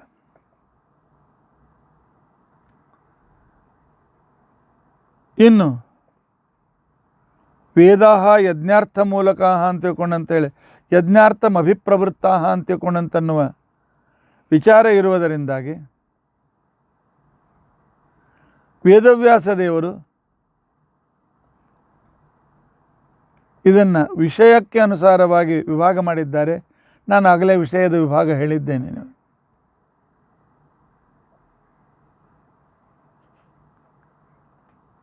ಋಗ್ವೇದ ಅರ್ಥವಾಗಬೇಕಾಗಿದ್ದರೆ 10 ಗ್ರಂಥಗಳ ಅಧ್ಯಯನ ನಮಗಾಗಬೇಕು. 10 ಗ್ರಂಥಗಳ ಅಧ್ಯಯನ ಅಂತ ತಿಳ್ಕೊಂಡಂತಂದರೆ ಏನು? ಮೊದಲನೇದು ಸಂಹಿತಾದ ಬಗ್ಗೆ ಅಧ್ಯಯನವಾಗಬೇಕು. ಕಾತ್ಯಾಯನರು ಶೌನಕರ ಜೊತೆಯಲ್ಲಿ ಸೇರಿಕೊಂಡು ಮಾಡಿರ್ತಕ್ಕಂಥ ಸರ್ವಾನುಕ್ರಮಣಿ ಅಂತ ತಿಳ್ಕೊಂಡಂಥ ಕ್ರಮ ಏನಿದೆ, ಪಾತಂಜಲ ಭಾಷ್ಯದಲ್ಲಿ ಹೇಳಿದ ಪ್ರಕಾರ 21 ಪರಂಪರೆಗಳಲ್ಲಿ ಬಂದಿರತಕ್ಕಂತಹ ವ್ಯಾಸರ ಶಿಷ್ಯರ ಕ್ರಮದಲ್ಲಿ 8ನೇ ಪರಂಪರೆಯಲ್ಲಿರ್ತಕ್ಕಂಥ ಆಗಲೇ ಹೇಳಿದೆ ಶಾಕಲ್ಯರು ಮಾಡಿರ್ತಕ್ಕಂಥವ್ರು ಅವ್ರು ಏನು ಮಾಡಿದರು, ಏನು ನಮ್ಗೆ ಉಪಕಾರ ಮಾಡಿದರು ಅಂತಂದರೆ, ಈ ಸೂಕ್ತದಲ್ಲಿ ಈ ಸೂಕ್ತವನ್ನು ಕಂಡ ಋಷಿ ಯಾರು, ಈ ಸೂಕ್ತದಲ್ಲಿರುವ ಛಂದಸ್ಸುಗಳು ಯಾವ್ಯಾವುದು, ಆ ನಂತರ ಈ ಸೂಕ್ತದಲ್ಲಿ ಯಾವ ದೇವತೆಗಳ ವರ್ಣನೆ ಬರ್ತದೆ, ಋಷಿ ದೇವತಾ ಛಂದಸ್ಸು, ಇವುಗಳ ಮುಖಾಂತರ ಸೂಕ್ತಗಳ ವಿಭಾಗವನ್ನು ಮಾಡಿಕೊಟ್ಟಿರ್ತಕ್ಕಂಥ ಸರ್ವಾನುಕ್ರಮಣಿ ಅಂತ ತಿಳ್ಕೊಂಡಂತ ಅನಿಸ್ಕೊಳ್ತದೆ. ಸಂಹಿತ ನಾನು ಆಗಲೇ ಹೇಳಿದ ಪ್ರಕಾರ ಋಗ್ವೇದ ಸಂಹಿತಾದಲ್ಲಿ ಅಷ್ಟು ವಿಶಿಷ್ಟ 3ರಿಂದ 10 ಮಂತ್ರಗಳ ಸಮೂಹವನ್ನು ಶಾಕಲ್ಯರು ನಮಗೆ ಮಾಡಿಕೊಟ್ಟಿದ್ದರಿಂದ ಅವ್ರಿಗೆ ಶಾಖಾಧ್ಯಾಯಿ ಅಂತ ನಾವು ಕರಿತೇವೆ. ಋಷಿ ಛಂದಸ್ಸು ಮತ್ತು ಋಷಿ ದೇವತಾ ಛಂದಸ್ಸು ಸಹಿತವಾಗಿ ಆ ವೇದ ಮಂತ್ರಗಳನ್ನು ಅಭ್ಯಾಸ ಮಾಡ್ತಕ್ಕಂಥ ಕ್ರಮ, ಇದಕ್ಕೆ ಸಂಹಿತಾ ಅಂತಂತಾರೆ. ಇದು ನಮಗೆ ಗೊತ್ತಿರಬೇಕು. ಪ್ರತಿಯೊಂದು ಸೂಕ್ತಕ್ಕೆ, ಪ್ರತಿಯೊಂದು ಮಂತ್ರಕ್ಕೆ ಋಷಿ ದೇವತಾ ಛಂದಸ್ಸು ಏನು ಅಂತ ತಿಳ್ಕೊಂಡಂತೆ ಗೊತ್ತಿರಬೇಕು. ಇದರ ನಂತರ ಬ್ರಾಹ್ಮಣ ಗ್ರಂಥಗಳು ಅಂತ ತಿಳ್ಕೊಂಡಂತಂದರೆ, ಯಾವ ಯಜ್ಞಕ್ಕೆ ಯಾವ ಮಂತ್ರಗಳನ್ನು ಉಪಯೋಗಿಸಬೇಕು,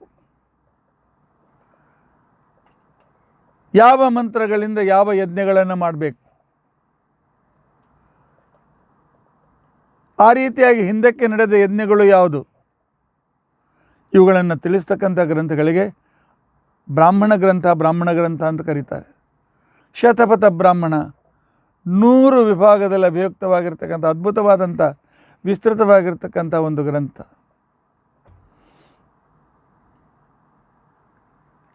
ಆ ನಂತರ ಋಗ್ವೇದದಲ್ಲಿ ಐತರೇಯ ಮತ್ತು ಕೌಶೀತಕಿ ಅಂತ ತಿಳ್ಕೊಂಡಂತ ಹೇಳಿ ಋಗ್ವೇದದ ವಿಭಾಗದಲ್ಲಿ 2 ಬ್ರಾಹ್ಮಣ ಗ್ರಂಥಗಳು ನಮಗೆ ಉಪಲಬ್ಧ ಇವೆ. ಐತರೇಯ ಬ್ರಾಹ್ಮಣ ಮತ್ತು ಕೌಶೀತಕಿ ಬ್ರಾಹ್ಮಣ. ಸಮಯ ಸಿಕ್ಕಾಗ ಬ್ರಾಹ್ಮಣಗಳು ಅದರ ವಿವರಗಳನ್ನು, ಅದರ ವಿಷಯಗಳನ್ನು ನಂತರ ತಿಳಿಸಿ ಹೇಳ್ತಾರೆ. ಆ ನಂತರ ಆರಣ್ಯಕ ಗ್ರಂಥಗಳು ಆಧ್ಯಾತ್ಮಿಕ ಅರ್ಥಗಳಿಂದ ಕೂಡಿ ಪರಮಾತ್ಮನ ಅತೀ ಸೂಕ್ಷ್ಮವಾಗಿರ್ತಕ್ಕಂಥ ಮಹಿಮೆ ಯಾವುದು, ಅತೀಂದ್ರಿಯವಾಗಿರ್ತಕ್ಕಂಥ ಭಗವಂತನ ಮಹಿಮೆಗಳನ್ನು ಹೇಳೋದಕ್ಕೋಸ್ಕರ ಹೊರಟಿರ್ತಕ್ಕಂಥ ಗ್ರಂಥಗಳಿಗೆ ಆರಣ್ಯಕ ಅಂತ ಕರೀತಾರೆ. ಮನೆ ಮಠದ ಮೋಹ ಬಿಟ್ಟು ತಮ್ಮ ಸಂಪೂರ್ಣ ಜೀವನವು ಅಥವಾ ಕೆಲವು ವರ್ಷಗಳು ಇತ್ಯಾದಿಗಳನ್ನು ಹೋಗಿ ಏಕಾಂತದಲ್ಲಿ ಕುಳಿತು ಚಿಂತನೆ ಮಾಡ್ತಕ್ಕಂಥ ಆ ವಿಶಿಷ್ಟ ಮಂತ್ರಗಳ ಸಂಗ್ರಹ ವೇದದಿಂದ ಮಾಡಿದಾಗ ಅದಕ್ಕೆ ಆರಣ್ಯಕ ಅಂತ ಕರೀತಾರೆ. ಋಗ್ವೇದದಲ್ಲಿ ನಮಗೆ ಐತರೇಯ ಆರಣ್ಯಕ ಮತ್ತು ಸಾಂಖ್ಯಾಯನ ಆರಣ್ಯಕಗಳು ಸಿಗ್ತದೆ.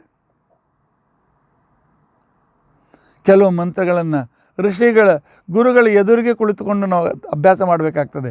ಉಪನಿಷದ ಎಲ್ಲ ಬಿಟ್ಟುಕೊಂಡು ಅವ್ರ ಹತ್ರ ಕೂತ್ಕೊಳ್ಬೇಕಾಗ್ತದೆ. ಅವ್ರು ಯಾವಾಗ ಏನು ಯಾವ ರಹಸ್ಯ ವಿಚಾರಗಳನ್ನು ಹೇಳ್ತಾರೆ ಅವುಗಳಿಗೆ ಉಪನಿಷತ್ತು ಅಂತ ಕರೀತಾರೆ. ಈಗ ನಮಗೆ ಐತರೇಯ ಉಪನಿಷತ್ತು, ಕೌಶೀತಕಿ ಉಪನಿಷತ್ತು ಋಗ್ವೇದದಿಂದ ನಮಗೆ ಪ್ರಾಪ್ತವಾಗ್ತದೆ.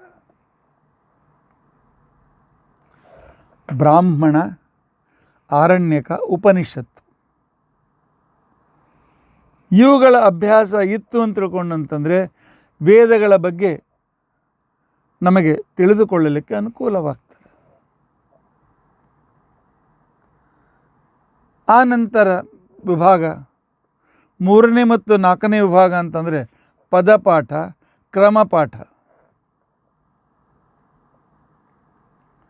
ಪದಪಾಠ ಅಂತ ತಿಳ್ಕೊಂಡಂತಂದರೆ ಒಟ್ಟು ಸಂಪೂರ್ಣ ಮಂತ್ರಗಳಲ್ಲಿ ಸ್ವಲ್ಪವೂ ಬೇರೆ ಹೊರಗಿನವರ ಪ್ರಕ್ಷೇಪ ಬರಬಾರ್ದು, ಬೇರೆ ಶಬ್ದ ಅದರಲ್ಲಿ ಸೇರಿಕೊಳ್ಳಬಾರ್ದು. ಶತಶಃ ನಮಸ್ಕಾರ. ದಿನಾಲು ಪದಪಾಠ ನೋಡಿದರೆ ಆ ಋಷಿಗಳಿಗೆ, ಆ ಹಿಂದಿನ ನಮ್ಮ ಪೂರ್ವಜರಿಗೆ ಸಾಷ್ಟಾಂಗ ನಮಸ್ಕಾರ ಹಾಕಿ ಅವರ ಪಾದಗಳು ಹಾಕೊಳ್ತಾ ಪಾದುಕೆಗಳನ್ನು ತಲೆ ಮೇಲೆ ಇಟ್ಕೊಂಡ್ರು ಅವ್ರ ಉಪಕಾರವನ್ನು ನಾವು ದೂರ ಮಾಡಲಿಕ್ಕಾಗೋದಿಲ್ಲ. ಅಗ್ನಿಮೀಳೆ ಪುರೋಹಿತಂ ಯಜ್ಞಸ್ಯ ದೇವಂ ಋತ್ವಿಜಂ ಮೊದಲೇ ಮಂತ್ರ. ಅದಕ್ಕೋಸ್ಕರ ಅಗ್ನಿಂ ಈಳೆ ಪುರೋಹಿತಂ ಯಜ್ಞಸ್ಯ ದೇವಂ ಋತ್ವಿಜಂ ಈ ರೀತಿಯಾಗಿ ಮೊದಲು ಪದಚ್ಛೇದ ಮಾಡ್ತಾರೆ. ಆದಮೇಲೆ ಅಗ್ನಿಂ ಈಳೆ ಈಳೆ ಅಗ್ನಿಂ ಅಗ್ನಿಂ ಈಳೆ ಈಳೆ ಅಗ್ನಿಂ ಈಳೆ ಪುರೋಹಿತಂ ಅಗ್ನಿಂ ಈಳೆ ಪುರೋಹಿತಂ ಪುರೋಹಿತಂ ಪುರೋಹಿತಂ ಈಳೆ ಅಗ್ನಿಂ ಅಗ್ನಿಂ ಈಳೆ ಪುರೋಹಿತಂ ಯಜ್ಞಸ್ಯ ಯಜ್ಞಸ್ಯ ಅಗ್ನಿಂ ಈಳೆ ಅಗ್ನಿಂ ಈಳೆ ಅಗ್ನಿಂ ಅಗ್ನಿಂ ಈಳೆ ಈಳೆ ಪುರೋಹಿತಂ ಯಜ್ಞಸ್ಯ ದೇವಂ ಋತ್ವಿಜಂ ದೇವಂ ಅಗ್ನಿಂ ಈಳೆ ದೇವಂ ಈಳೆ ದೇವಂ. ಒಂದೊಂದು ಪದ 4 ಸಲ ಆವೃತ್ತಿಯನ್ನು ಮಾಡಿಕೊಂಡು ಈ ರೀತಿಯ ಪದಪಾಠ ರೂಪದಿಂದ ಅಭ್ಯಾಸವನ್ನು ಮಾಡ್ತಕ್ಕಂಥ ಇನ್ನೂ ಸಿಗ್ತಾರೆ, ಬಹಳ ಅಪರೂಪ ಸಿಗ್ತಾರೆ. ಒಂದು ಶಬ್ದ ಹಿಂದೆ ಮುಂದೆ ಆಗಲಿಕ್ಕಿಲ್ಲ. ಇದಕ್ಕೆ ಪದಪಾಠ ಅಂತಂತಾರೆ. ಕ್ರಮಪಾಠ ಅಂತಿಕೊಂಡಂತಂದರೆ ಎಲ್ಲಿ ಎಷ್ಟು ಪದಗಳನ್ನು ಎಲ್ಲಿ ವಿಭಾಗ ಮಾಡಬೇಕು. ಅಗ್ನಿಂ ಈಳೆ ಪುರೋಹಿತಂ ಯಜ್ಞಸ್ಯ ದೇವಂ ಋತ್ವಿಜಂ ಹೋತಾರಂ ರತ್ನಧಾತಾಮಂ ಈ ಕ್ರಮದಲ್ಲಿ ಆ ಕ್ರಮಾನುಸಾರವಾಗಿ ಅಷ್ಟಷ್ಟೇ ವಿಭಾಗಗಳನ್ನು ಮಾಡಿ ಅದನ್ನು ನೆನಪಿಟ್ಟುಕೊಳ್ಳಿಕ್ಕೆ ಅನುಕೂಲ ಮಾಡಿಕೊಡ್ತಕ್ಕಂಥ ಪಾಠಕ್ಕೆ ಕ್ರಮಪಾಠ ಅಂತ ತಿಳ್ಕೊಂಡಂತಾರೆ. ಪದಪಾಠವನ್ನು ನಮಗೆ ಕಲಿಸಿರ್ತಕ್ಕಂಥವರು ಶಾಕಲ್ಯ ಋಷಿಗಳು. ಕ್ರಮಪಾಠವನ್ನು ನಮಗೆ ತಿಳಿಸಿಕೊಟ್ಟಿರ್ತಕ್ಕಂಥವರು ಬಾಭ್ರವ್ಯ ಋಷಿಗಳು.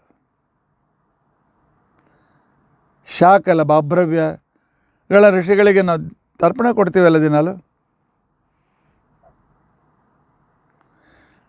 ಅವರನ್ನು ಸ್ಮರಣೆ ಮಾಡಿಕೊಳ್ತೇವೆ. ಸ್ಮರಣೆ ಮಾಡಿದಾಗಲೇ ಇವರು ನಮಗೆ ಕ್ರಮಪಾಠ ಪದಪಾಠ ಕೊಟ್ಟಿರ್ತಕ್ಕಂಥ ಮಹಾನುಭಾವರು ಅಂತ ತಿಳ್ಕೊಂಡಂತೇಳಿ ಅವರ ಕೃತಜ್ಞತೆ ಅರ್ಪಿಸುವುದಕ್ಕೋಸ್ಕರ ಬ್ರಹ್ಮಯಜ್ಞ.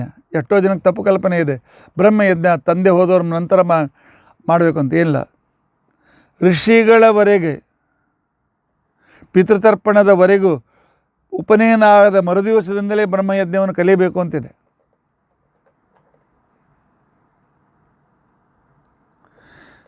ಅದಕ್ಕೆ ಶೌಕ ಶಾನುಕ ಪಾಭ್ರವ್ಯ ಮಾಂಡೂಕೇಯ ಆಸ್ತ್ರಪ್ಯಂತು ಈ ರೀತಿಯಾಗಿ ನಾವು ದಿನಾಲು ತರ್ಪಣ ಬಿಡ್ತೇವಲ್ಲ, ಅವರನ್ನು ಉಪಕಾರ ಇದೊಂದು ಆ ಉಪಕಾರ ಸ್ಮರಣೆ ಮಾಡ್ತಕ್ಕಂಥ ನಮ್ಮ ಹಿರಿಯರು ಹಾಕಿಕೊಟ್ಟಿರ್ತಕ್ಕಂಥ ಒಂದು ಪಾಠ ಹೇಗಿದೆ.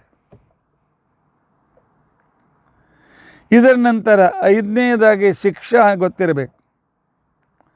ಶಿಕ್ಷಾ ಅಂತಿಕೊಂಡಂತಂದರೆ ಎಲ್ಲಿ ಸ್ವರವನ್ನು ಉದಾತ್ತ ಮಾಡಬೇಕು, ಎಲ್ಲಿ ಸ್ವರವನ್ನು ಇಳಿಸಬೇಕು, ಎಲ್ಲಿ ಸ್ವರವನ್ನು ಅತಿ ದೀರ್ಘ ಮಾಡಬೇಕು.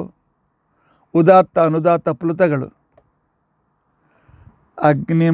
ಅಗ್ನಿಮೀಳೆ ಪುರೋಹಿತಂ ಯಜ್ಞಸ್ಯ ದೇವಂ ಋತ್ವಿಜಂ ಹೋತಾರಂ ರತ್ನಧಾತಾಮಂ ಎಲ್ಲಿ ಉದಾತ್ತ ಎಲ್ಲಿ ಅನುದಾತ್ತ, ಸ್ವಲ್ಪ ಹೆಚ್ಚು ಕಡಿಮೆ ಆದರೂ ಅರ್ಥ ಚೇಂಜ್ ಆಗಿಬಿಡ್ತದೆ. ದೊಡ್ಡ ಅದ್ಭುತ ಸೈನ್ಸ್, ಅದ್ಭುತ ವಿಜ್ಞಾನ, ಅದ್ಭುತ ಸ್ವರ ವಿಜ್ಞಾನ. ಪಾಣಿನಿ ಮೊದಲಾಗಿರ್ತಕ್ಕಂಥವ್ರು ನಮಗೆ ಅದನ್ನು ಕಲಿಸಿಕೊಟ್ಟಿದ್ದಾರೆ. ಇನ್ನು ವೇದಾಂಗದ 6ನೇ ವೇದಗಳ ಅಧ್ಯಯನ ಮಾಡಬೇಕಾಗಿರ್ತಕ್ಕಂಥ ದಶಗ್ರಂಥಗಳಲ್ಲಿ 6ನೇದು ಶ್ರೌತ ಗ್ರಂಥಗಳು. ಶ್ರೌತ ಗ್ರಂಥಗಳಲ್ಲಿ ಶ್ರೌತ ಸೂಕ್ತ, ಗೃಹ್ಯ ಸೂತ್ರ, ಧರ್ಮ ಸೂಕ್ತ ಅಂತ ತಿಳ್ಕೊಂಡು ಅಂತೇಳಿ 3 ವಿಭಾಗ. ಹೆಸರೇ ನಮ್ಮಲ್ಲಿ ಭಾಳ ಜನ ಕೇಳಿರೋದಿಲ್ಲ. ಅಂಥ ಸಂದರ್ಭದಲ್ಲಿ ಧರ್ಮವಿಧಿ, ಯಾವ ವಿಧಿ, ಯಾವ ಸಂಸ್ಕಾರ, ಇವತ್ತು ಉಪನಯನ ಇದೆ, ಇವತ್ತು ಶೌಲ ಇದೆ, ಇವತ್ತು ವಿವಾಹ ಇದೆ, ಇವತ್ತು ಗ್ರಹ ಶಾಂತಿ ಇದೆ, ಇವತ್ತು ನಕ್ಷತ್ರ ಶಾಂತಿ ಇದೆ, ಇಲ್ಲಿ ಯಾವ ಮಂತ್ರಗಳನ್ನು ಸ್ವೀಕರಿಸಬೇಕು, ಯಾವ ಬ್ರಾಹ್ಮಣ ಮಂತ್ರಗಳನ್ನು ಸೇರಿಸಬೇಕು ಸಂಹಿತಾ ಜೊತೆಗೆ ಅಂತಕ್ಕಂಥ ಕ್ರಮವನ್ನು ಹೇಳೋದಕ್ಕೋಸ್ಕರ ಶ್ರೌತ ಸೂತ್ರ, ಆನಂತರ ಗೃಹ್ಯ ಸೂತ್ರ, ಧರ್ಮಸೂತ್ರ ಅಂತ ಪ್ರಸಿದ್ಧವಾಗಿವೆ. ಋಗ್ವೇದ ವಿಷಯದಲ್ಲಿ ವಸಿಷ್ಠ ಧರ್ಮಸೂತ್ರ ಬಹಳ ಅದ್ಭುತವಾದ ಗ್ರಂಥ ನಮಗೆ ಉಪಲಬ್ಧ ಇದೆ, ಇವತ್ತಿಗೂ ಸಿಗ್ತದೆ. ಇನ್ನು ವ್ಯಾಕರಣ, ವೈದಿಕ ವ್ಯಾಕರಣ ಬೇರೆ, ಆನಂತರ ನಾವು ಭಾಷೆ ಮಾಡ್ತಕ್ಕಂಥ ಲೌಕಿಕ ಸಂಸ್ಕೃತದ ವ್ಯಾಕರಣ ಬೇರೆ. ಅಲ್ಲಿಯ ಸಂಧಿ ಸಮಾಸಗಳು ಬೇರೆ, ಇಲ್ಲಿ ಸಂಧಿ ಸಮಾಸಗಳು ಬೇರೆ.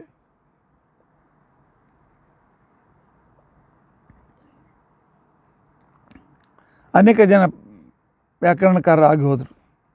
ಶಾಕಟಾಯನ ಮೊದಲಾಗಿರ್ತಕ್ಕಂಥ ಅನೇಕ ವ್ಯಾಕರಣಕಾರರು ಅವರೆಲ್ಲರ ಮತವನ್ನು ಸಂಗ್ರಹ ಮಾಡಿ ಪಾಣಿನಿ ಶಿಕ್ಷಾ ಅಂತ ತಿಳ್ಕೊಂಡಂತ ಹೇಳಿ ಮಾಡಿದ್ದಾರೆ. ಅಷ್ಟಾಧ್ಯಾಯಿಯಲ್ಲಿ ಅದರಲ್ಲಿ ಪ್ರತ್ಯೇಕವಾದ ವಿಭಾಗವನ್ನು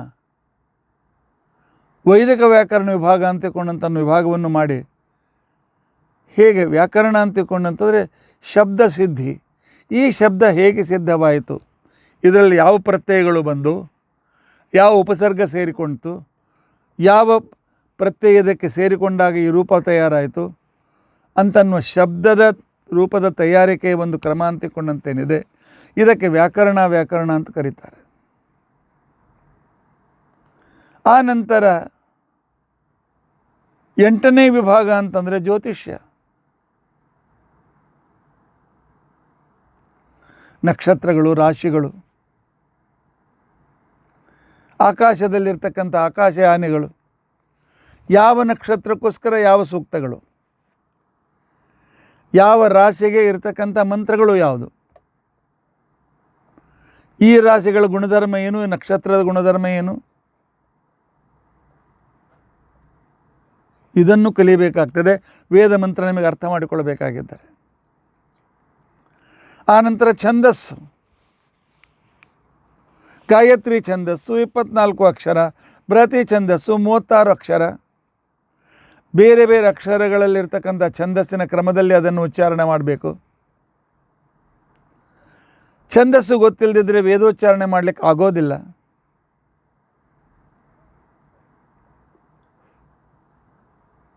ಆ ನಂತರ 10ನೇ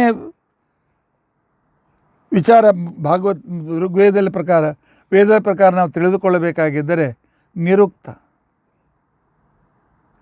ಯಾವ ಶಬ್ದಗಳಿಗೆ ಏನು ಅರ್ಥ.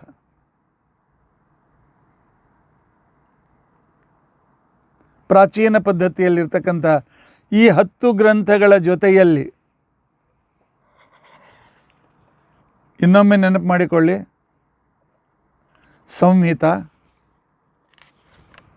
ಬ್ರಾಹ್ಮಣ, ಆರಣ್ಯಕ, ಪದಪಾಠ, ಕ್ರಮಪಾಠ, ಶಿಕ್ಷಾ, ಕಲ್ಪ, ಆನಂತರ ವ್ಯಾಕರಣ, ಜ್ಯೋತಿಷ್ಯ ಶಾಸ್ತ್ರ, ಛಂದಸ್ಸು, ಆನಂತರ ನಿರುಕ್ತ. ಇಷ್ಟು ಗೊತ್ತಿದ್ದರೆ ಆಗ ವೇದಾಧ್ಯಯನ ಮಾಡಿದ್ದಾನೆ ಅಂತ ಅರ್ಥ. ಇದಕ್ಕೋಸ್ಕರ 12 ವರ್ಷ ಗುರುಕುಲದಲ್ಲಿ ಪರಿಶ್ರಮ ಪಡಬೇಕು.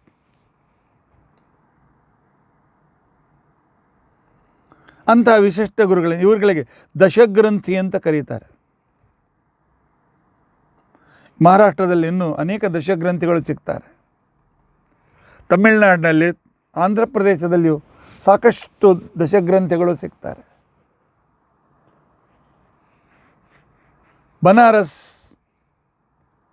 ಇತ್ಯಾದಿ ಕಡೆಯಲ್ಲಿ ಕೂಡ ದಶಗ್ರಂಥಿಗಳು ಇವತ್ತಿಗೂ ಉಪಲಬ್ಧ ಇದ್ದಾರೆ. ಅಂದರೆ ಅವರು ಎಷ್ಟು ಅಧ್ಯಯನ ಮಾಡಿರಬೇಕು. ಅವರು ಊಟ, ನೌಕರಿ ಸಿಗ್ತದೆ, ಪಗಾರ ಸಿಗ್ತದೆ, ಇದರ ವಿಚಾರವೇ ಮಾಡೋದಿಲ್ಲ.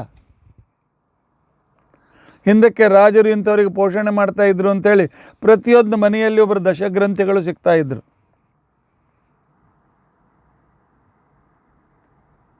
ಇವತ್ತು ಎಲ್ಲೋ ಒಂದಿಬ್ಬರು, 1, 2, 3, 4 ಜನ ಈಗ ಸಿಗ್ತಾರೆ. ಆದರೆ ಅವರು ಅದನ್ನು ಸಂರಕ್ಷಣೆ ಮಾಡ್ಕೊಂಡು ಬಂದಿದ್ದಾರಲ್ಲ, ಇಂಥವರು ಉಪಕಾರ ನಾವು ಸ್ಮರಣೆ ಮಾಡೋದು ಬೇಡವೇ? ಅದಕ್ಕೋಸ್ಕರವೇ ವರ್ಲ್ಡ್ ಟೂರಿಗೋಸ್ಕರ, ಪಿಕ್ನಿಕ್ಗೋಸ್ಕರ, ಹೋಟೆಲ್ಗಳಿಗೋಸ್ಕರ ಬಹಳ ಖರ್ಚು ಮಾಡದೆ ಎಲ್ಲಿ ವೇದ ಪಾಠಶಾಲೆಗಳಿವೆ, ಎಲ್ಲಿ ವೇದ ಮತ್ತು ಶಾಸ್ತ್ರಗಳನ್ನು ಕಲಿಸಿ ಆ ವಿದ್ಯಾರ್ಥಿಗಳು ಈ ದೊಡ್ಡ ದೊಡ್ಡ ನೌಕರಿ, ಸಾವಿರಾರು ಸಂಬಳ, ಲಕ್ಷಾವಧಿ ರೂಪಾಯಿ ಸಂಬಳ ಬರೋ ನೌಕರಿ ಬಿಟ್ಟು ಸಿಕ್ಕಷ್ಟರಲ್ಲೇ ಸಂತುಷ್ಟರಾಗಿ ಈ ಒಂದು ಶಾಸ್ತ್ರಗಳನ್ನು ಸಂರಕ್ಷಣೆ ಮಾಡಿಕೊಂಡು ನಡೆಸ್ತಾ ಇದ್ದಾರಲ್ಲ ಅಂಥವ್ರಿಗೋಸ್ಕರ ಸಹಾಯ ಮಾಡೋಣ. ನಾವು ಓದಲಿಕ್ಕಾಗದೇ ಇದ್ದರೂ ಕೂಡ ನಮ್ಮ ಸ್ವಲ್ಪ ಹಣ ಅಂಥವರಿಗೋಸ್ಕರ ಹೋಗಲಿ. 1%, 2% ನಿಯಮವನ್ನು ಮಾಡಿಕೊಳ್ಳಿ. 5%, 10% ನಿಮಗೆ ದೇವರು ಹೇಗೆ ಅನುಕೂಲ ಕೊಟ್ಟಿದ್ದಾನೆ ಹಾಗೆ. ಆದರೆ ವೇದ ಸಂರಕ್ಷಣೆ ಆಗಬೇಕು. ವೇದ ಹೋಯಿತು, ನಾವು ಅನ್ಯಧರ್ಮೀಯರಾಗ್ತೇವೆ. ಹೇಗೆ ವೇದವನ್ನು ಸಂಪೂರ್ಣವಾಗಿ ನಾಶಪಡಿಸಬೇಕು ಅಂತಕೊಂಡಂತ ಅನ್ನೋದನ್ನು ಪ್ರಯತ್ನ ಮಾಡಿರ್ತಕ್ಕಂಥವರು ಬೌದ್ಧರು ಮೊದಲು, ಆನಂತರ ಬಂದಿರತಕ್ಕಂಥ ಪರಕೀಯರಾಗಿರ್ತಕ್ಕಂಥ ಮೊಘಲರು, ಪಠಾಣರು, ಬ್ರಿಟಿಷರು, ಮುಸಲ್ಮಾನರು ಇತ್ಯಾದಿಗಳು. ಆನಂತರ ಬ್ರಿಟಿಷರು ಸಂಪೂರ್ಣವಾದ ರೀತಿಯಲ್ಲಿ ವೇದಗಳನ್ನು ಹೇಗೆ ನಾಶಪಡಿಸಬೇಕು, ಅವರಿಗೆ ವೇದಾಧ್ಯಯನ ಮಾಡ್ತಕ್ಕಂಥವರನ್ನು ಹೇಗೆ ಕೊಲ್ಲಬೇಕು, ಅಂಥವರಿಗೆ ಉಪಜೀವನ ಸಿಗದಂತೆ ಮಾಡಬೇಕು ಅನ್ನುವ ಅತ್ಯಂತ ಸುವ್ಯವಸ್ಥಿತ ಕ್ರಮದಲ್ಲಿ ವೇದಗಳ ವಿನಾಶ ಮಾಡಿದ್ದಾರೆ. ಆದರೂ ಮಹಾತ್ಯಾಗಿಗಳು ಒಪ್ಪತ್ತು ಊಟ ಸಿಕ್ಕರೂ ಸಾಕು, ಕೊನೆಗೆ ನೀರು ಕುಡಿದಿದ್ದರೂ ಸಾಕು, ನಾವು ವೇದ ಸಂರಕ್ಷಣೆ ಮಾಡ್ತೇವೆ ಅಂತ ತಿಳ್ಕೊಂಡಂತನ್ನುವ ಪರಮ ಉಪಕಾರಿಗಳು ನಮ್ಮ ಪೂರ್ವಜರು ಅದನ್ನು ಮಾಡಿಕೊಂಡು ಬಂದಿದ್ದಾರೆ. ಇವತ್ತು ಅಲ್ಲಲ್ಲಿ ವಿದ್ಯಾಪೀಠಗಳು, ವೇದ ಕೇಂದ್ರಗಳು, ಸಂಸ್ಕಾರ ಕೇಂದ್ರಗಳು ಈ ಕೆಲಸ ನಡೆಸಿವೆ. ಅಲ್ಲಿ ಓದ್ತಕ್ಕಂಥವ್ರು ಏನೋ ಪೌರೋಹಿತ್ಯದಿಂದಲೋ ಅಥವಾ ಸ್ವಲ್ಪ ಏನಾದರೂ ಪಾಠ ಪ್ರವಚನಗಳಿಂದ ಸಿಕ್ಕರೆ ಸಾಕು, ಅಷ್ಟರಲ್ಲಿ ಉಪಜೀವಿತವನ್ನು ಇರ್ತೇವೆ ಅಂತ ತಿಳ್ಕೊಂಡಂತೇಳಿ ಆ ರೀತಿಯಾಗಿ ತಮ್ಮ ಜೀವನವನ್ನು ಇದಕ್ಕೋಸ್ಕರ ಮುಡುಪಿಟ್ಟಿರ್ತಕ್ಕಂಥವರಿದ್ದಾರೆ. ಇದು ವೇದದ ಉಚ್ಚಾರಣೆಯ, ವೇದದ ಕ್ರಮದ ಒಂದು ಪದ್ಧತಿಯಾದರೆ, ಇನ್ನು ವೇದಾರ್ಥ, ವೇದಗಳ ಅರ್ಥದ ಪದ್ಧತಿ ಯಾವುದು ಸರಿ ಯಾವುದು ತಪ್ಪು ಹೇಳೋದು ಭಾಳ ಕಷ್ಟ.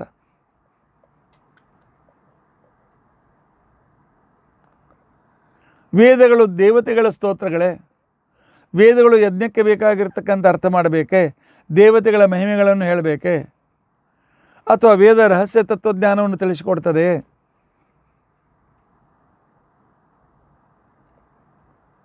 ಸಾಯಣ, ಮಾಧವ, ಉವಟ, ಮಹೀಧರ ಮೊದಲಾಗಿರ್ತಕ್ಕಂಥವರು ಯಜ್ಞಕ್ಕೆ ಸಂಬಂಧಿತವಾದ ರೀತಿಯಲ್ಲಿ ವೇದ ಮಂತ್ರಗಳನ್ನು ಅರ್ಥ ಬರೆದರೆ, ಶ್ರೀಮದಾಚಾರ್ಯರು ಅವರನ್ನು ಸ್ವಲ್ಪ ಭಾಗ ಅನುಸರಿಸಿದ ದಯಾನಂದರು ಮತ್ತು ಅರವಿಂದರು ವೇದದಲ್ಲಿರ್ತಕ್ಕಂಥ ಶಬ್ದಗಳು ಸಾಂಕೇತಿಕ ಶಬ್ದಗಳು ಅನ್ನುವುದನ್ನು ತೋರಿಸಿದ್ದಾರೆ. ಕೆಲವು ಭಾಗ ಭಾಳ ಚೆನ್ನಾಗಿದೆ. ಆದರೆ ಶ್ರೀಮದಾಚಾರ್ಯರು ತಮ್ಮ ಭಾಷ್ಯದಲ್ಲಿ ಅಗ್ನಿ ಅಂತ ತಿಳ್ಕೊಂಡಂತಂದರೆ ನಮ್ಮ ಎದುರಿಗೆ ಉರಿಯತಕ್ಕಂಥ ಅಗ್ನಿಯಲ್ಲಿದ್ದ ದೇವತೆ.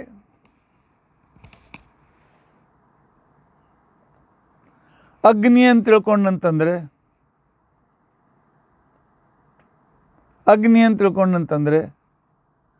ಆ ಅಗ್ನಿ ದೇವತಾಂತರ್ಯಾಮಿ ಆಗಿರ್ತಕ್ಕಂತಹ ಸಕಲ ಶಬ್ದ ವಾಚನ ಆಗಿರ್ತಕ್ಕಂಥ ಶ್ರೀಹರಿ.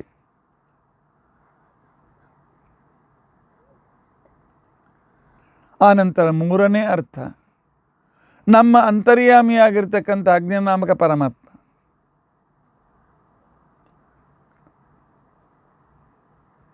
ದ್ರವ್ಯಾಭಿಮಾನಿ,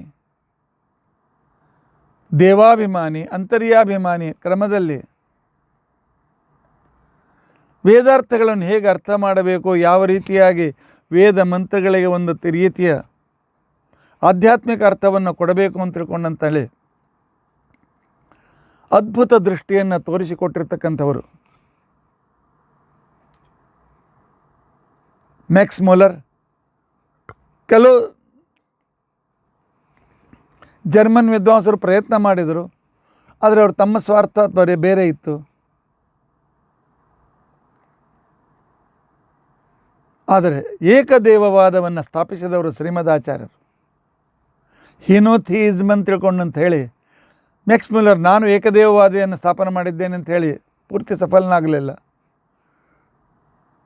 ಅದಕ್ಕಿಂತ ಮೊದಲೇ ಶ್ರೀಮದಾಚಾರ್ಯರು ಏಕಂ ಸದ್ವಿಪ್ರ ಬಹುಧಾ ವದಂತಿ,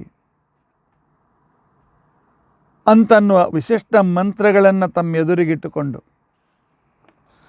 ಆಧ್ಯಾತ್ಮಿಕವಾಗಿರ್ತಕ್ಕಂಥ ಮಂತ್ರಗಳನ್ನು ತಮ್ಮ ಜೊತೆಯಲ್ಲಿ ವಿಚಾರವನ್ನು ಮಾಡ್ತಾ ರುಚೋ ಅಕ್ಷರೇ ಪರಮೇ ವ್ಯೋಮನ್ ಚತ್ವಾರಿ ವಾಕ್ ಪರಿಮಿತಾ ಪದಾನಿ ತ್ವಮಗ್ನೆ ದ್ಯುಭಿಸ್ತ್ವಂ ಆಶುಷು ಕ್ಷಣಿ ನಹಿ ತ್ವದಾರೆ ನಿಮಿಷಶ್ಚನೇತೆ ಚತ್ವಾರ ಶೃಂಗಾತ್ರಯೋ ಅಸ್ಯ ಪಾದ ಇತ್ಯಾದಿ ಅನೇಕ ರೀತಿಯಾಗಿರ್ತಕ್ಕಂಥ ಆಧ್ಯಾತ್ಮಿಕ ಮಂತ್ರಗಳನ್ನು ತೆಗೆದುಕೊಂಡು ವೇದಗಳು ಆಧ್ಯಾತ್ಮಿಕ ಅರ್ಥವನ್ನೇ ಹೇಳ್ತವೆ ಅನ್ನೋದನ್ನು ತಿಳಿಸಿಕೊಟ್ಟು ಬಹಳ ದೊಡ್ಡ ಉಪಕಾರವನ್ನು ಮಾಡಿದ್ದಾರೆ. ಆಧ್ಯಾತ್ಮಿಕ ಆಧ್ಯಾತ್ಮಿಕದಂದ್ರೆ ಅರ್ಥ ಏನು? ಈಗಾಗಲೇ ವೇಳೆ ಆಗಿದೆ, ನನಗೆ ಗೊತ್ತಿದೆ. ಇನ್ನೊಂದು 2 ನಿಮಿಷ ತೆಗೆದುಕೊಳ್ತೇನೆ.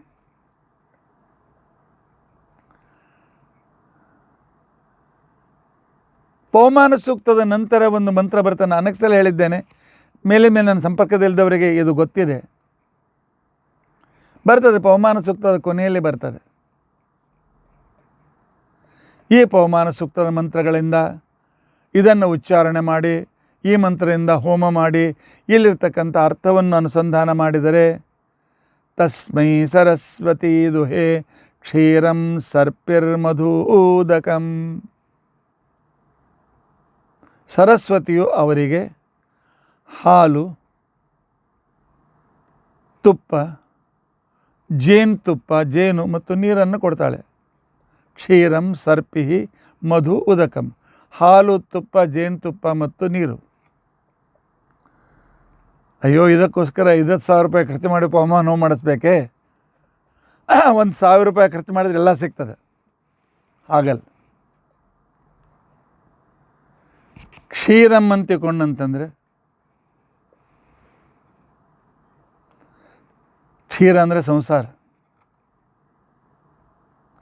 ಸಾಂಸಾರಿಕ ಉನ್ನತಿ, ಸಾಂಸಾರಿಕ ಸುಖ ಸಿಗ್ತದೆ. ಆದರೆ ಇದೇ ವಿದೇಶಿಗಳ ಅವರ ಅನುಯಾಯಿಗಳ ಅನುವಾದ ನೋಡಿ. ಪವಮಾನ ಹೋಮವನ್ನು ಮಾಡೋದ್ರಿಂದ ಹಾಲು ಭರಪೂರ ಸಿಗ್ತದೆ, ಸಮೃದ್ಧ ಹಾಲು ಸಿಗ್ತದೆ. ದೇ ಗಾಟ್ ಮಿಲ್ಕ್ ಅಲ್ಲ, ಸಾಂಸಾರಿಕ ಉನ್ನತಿ, ಸಾಂಸಾರಿಕ ಸಾಧನೆ, ಸಾಂಸಾರಿಕ ಸುಖಗಳು ಸಿಗ್ತದೆ. ಸರ್ಪಿಹಿ, ತುಪ್ಪ ಅಂದರೆ ಜ್ಞಾನ ಅಂತ ಅರ್ಥ. ಹೀಗೆ ತುಪ್ಪ ಕೈಗೆ ಜಿಡ್ಡು ಹತ್ತಿದರೆ ಬೇಗ ಹೋಗೋದಿಲ್ಲ, ಅದು ಜ್ಞಾನ. ಹಾಲು ಪೂರ್ಣ ಆಹಾರ, ಆದರೆ ಅಷ್ಟೇ ಡೆಲಿಕೇಟ್. ಸಂಸಾರವೂ ಕೂಡ ಅದೇ ರೀತಿಯಾಗಿ. ಮಧು, ಜೇನುತುಪ್ಪ ಸಿಹಿ, ಭಕ್ತಿ. ಉದಕ ಜೀವನದ ಉನ್ನತಿ. ಪರಮಾತ್ಮನ ಹೃದಯ ಮಂದಿರದಲ್ಲಿ ಇಟ್ಟುಕೊಂಡು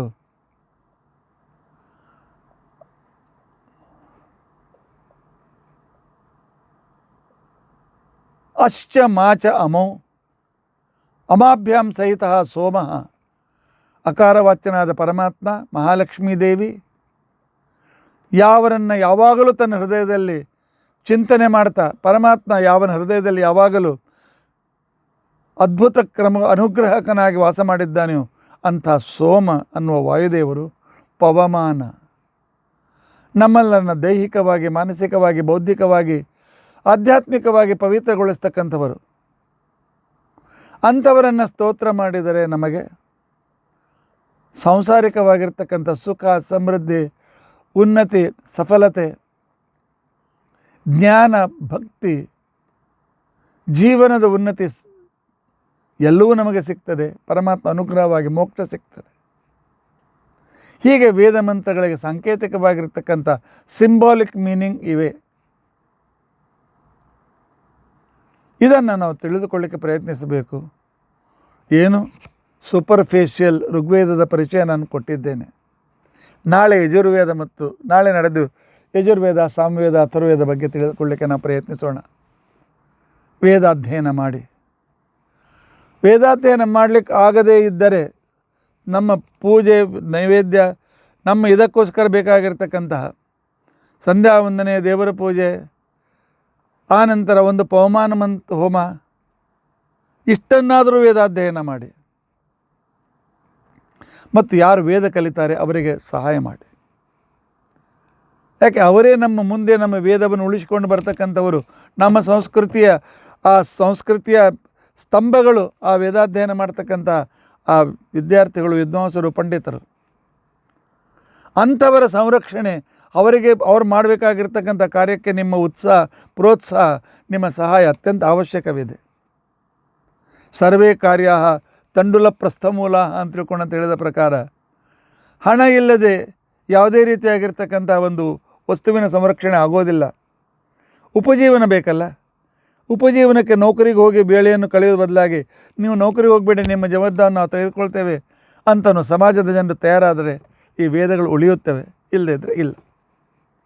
ಯಜುರ್ವೇದದ ಬಗ್ಗೆ ನಾಳಿನ ದಿವಸ ತಿಳಿದುಕೊಳ್ಳಕ್ಕೆ ಪ್ರಯತ್ನಿಸೋಣ. ಇತಿ ಅದ್ಯ ಕಥಾ ಪ್ರಸಕ್ತಿ.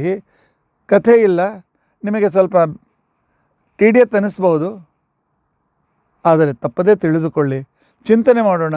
ಎಂಥ ಅದ್ಭುತವಾಗಿರ್ತಕ್ಕಂಥ ಭಾರತ ದೇಶ ಯಾಕೆ ಶ್ರೇಷ್ಠ? ಸಿಗ್ತದೆ, ಫಾರಿನ್ನಿಗೆ ಹೋದರೆ ಲಕ್ಷ ರೂಪಾಯಿ ನಿಮಗೆ ಸಂಬಳ ಸಿಗ್ತದೆ, ಪೌಂಡ್ನಲ್ಲಿ ಸಿಗ್ತದೆ, ಡಾಲರ್ನಲ್ಲಿ ಸಿಗ್ತದೆ. ನೀವು ಗಳಿಸೋದು ಒಂದೊಂದು ತಿಂಗಳಿಗೆ 10-20 ಲಕ್ಷ ರೂಪಾಯಿ ಆಗ್ಬೋದು. ಆದರೆ ಒಂದು ದಿವಸ ಎಲ್ಲವನ್ನು ಬಿಟ್ಟು ಹೋಗ್ತೇವೆ. ಆದರೆ ಈ ವೇದದ ಸಂರಕ್ಷಣೆ ಮಾಡಿದರೆ, ಈ ತತ್ವಜ್ಞಾನ ನಮ್ಮ ಜೀವನ, ನಮ್ಮನ್ನು ಉದ್ಧಾರ ಮಾಡ್ತದೆ, ನಮ್ಮ ಸಂಕಟಗಳನ್ನು ದೂರ ಮಾಡ್ತದೆ, ನಮಗಿರ್ತಕ್ಕಂಥ ಅನಾನುಕೂಲತೆಯನ್ನು ದೂರ ಮಾಡ್ತದೆ. ನಮ್ಮ ಅನುಕೂಲತೆಯನ್ನು, ಲೌಕಿಕ ಪಾರಲೌಕಿಕ ಎಲ್ಲ ಅನುಕೂಲತೆಗಳನ್ನು, ಇಹ ಪರಗಳನ್ನು ಸುಧಾರಿಸ್ತಕ್ಕಂಥದ್ದು ಈ ವೇದಗಳು. ಇದಕ್ಕೆ ಸಂಬಂಧಿಸಿದ ವೇದಾಂತ ಮತ್ತು ಅದೊಂದು ವಿಸ್ತಾರವಾದಂಥ ಭೂಮಿ ಮತ್ತೊಂದು ಬೇರೆ. ಇವುಗಳನ್ನು ಸಂರಕ್ಷಣೆ ಮಾಡ್ತಕ್ಕಂಥವರಿಗೆ ಅವಶ್ಯಕವಾಗಿ ನಮ್ಮ ಕೃತಜ್ಞತೆಯಾದರೂ ಅವರಿಗೆ ಒಪ್ಪಿಸೋಣ. ಉಳಿದದ್ದು ನಾಳೆ ನೋಡಲಿಕ್ಕೆ ಪ್ರಯತ್ನಿಸೋಣ. ಇತಿ ಅದ್ಯ ಕಥಾ ಪ್ರಸಕ್ತಿ. ಹರೇ ರಾಮ ಹರೇ ರಾಮ ರಾಮ ರಾಮ ಹರೇ ಹರೇ. ಹರೇ ಕೃಷ್ಣ ಕೃಷ್ಣ ಕೃಷ್ಣ ಹರೇ ಹರೇ. ಹರೇ ರಾಮ ರಾಮ ರಾಮ ಹರೇ ಹರೇ. ಹರೇ ಕೃಷ್ಣ ಕೃಷ್ಣ ಕೃಷ್ಣ ಹರೇ. ಉಗ್ರಂ ವೀರಂ ಮಹಾವಿಷ್ಣುಂ ಜ್ವಲಂತಂ ಸರ್ವತೋಮುಖಂ ನೃಸಿಂಹಂ ಭೀಷಣಂ ಭದ್ರಂ ಮೃತ್ಯುಂ ನಮಾಮ್ಯ. ಅಚ್ಯುತಾನಂತ ಗೋವಿಂದ ಸ್ಮೃತಿ ಮಾತ್ರಾರ್ಥ ನಾಶನ ರೋಗಾನ್ಮೇ ನಾಶಯಾಶೇಷಾನ್ ಆಶು ಧನ್ವಂತರೇ ಹರೇ. ಅಚ್ಯುತಾನಂತ ಗೋವಿಂದ ಪ್ರಣತಾಮಾರ್ತೆ ನಾಶನ ರೋಗಾನ್ಮೇ ನಾಶಯಾಶೇಷಾನ್ ಆಶು ಧನ್ವಂತರೇ ಹರೇ. ಅಚ್ಯುತಾನಂತ ಗೋವಿಂದ ನಾಮೋಚ್ಚಾರಣ ಭೇಟಜಾತ್ ನಶ್ಯಂತಿ ಸಕಲ ರೋಗಾ ಸತ್ಯಂ ಸತ್ಯಂ ವದಾಮ್ಯಹಂ. ಅಕ್ಷಯಂ ಕರ್ಮ ಯಸ್ಮಿನ್ ಪರೇ ಸ್ವರ್ಪಿತಂ ಪ್ರಕ್ಷಯಂ ಯಾಂತಿ ದುಃಖಾನಿ ಯನ್ನಾಮತಃ. ಅಕ್ಷರೋ ಯೋಜರ ಸರ್ವದೈವಾಮೃತಃ ಕುಕ್ಷಿಗಂ ಯಸ್ಯ ವಿಶ್ವಂ ಸದಾ ಜಾತಿಕಂ ಪ್ರೀಣಯಾಮೋ ವಾಸುದೇವಂ ದೇವತಾಮಂಡಲ ಅಖಂಡಮಂಡನಂ. ನರಸಿಂಹ ಶ್ರೀಕೃಷ್ಣಾರ್ಪಣಮಸ್ತು.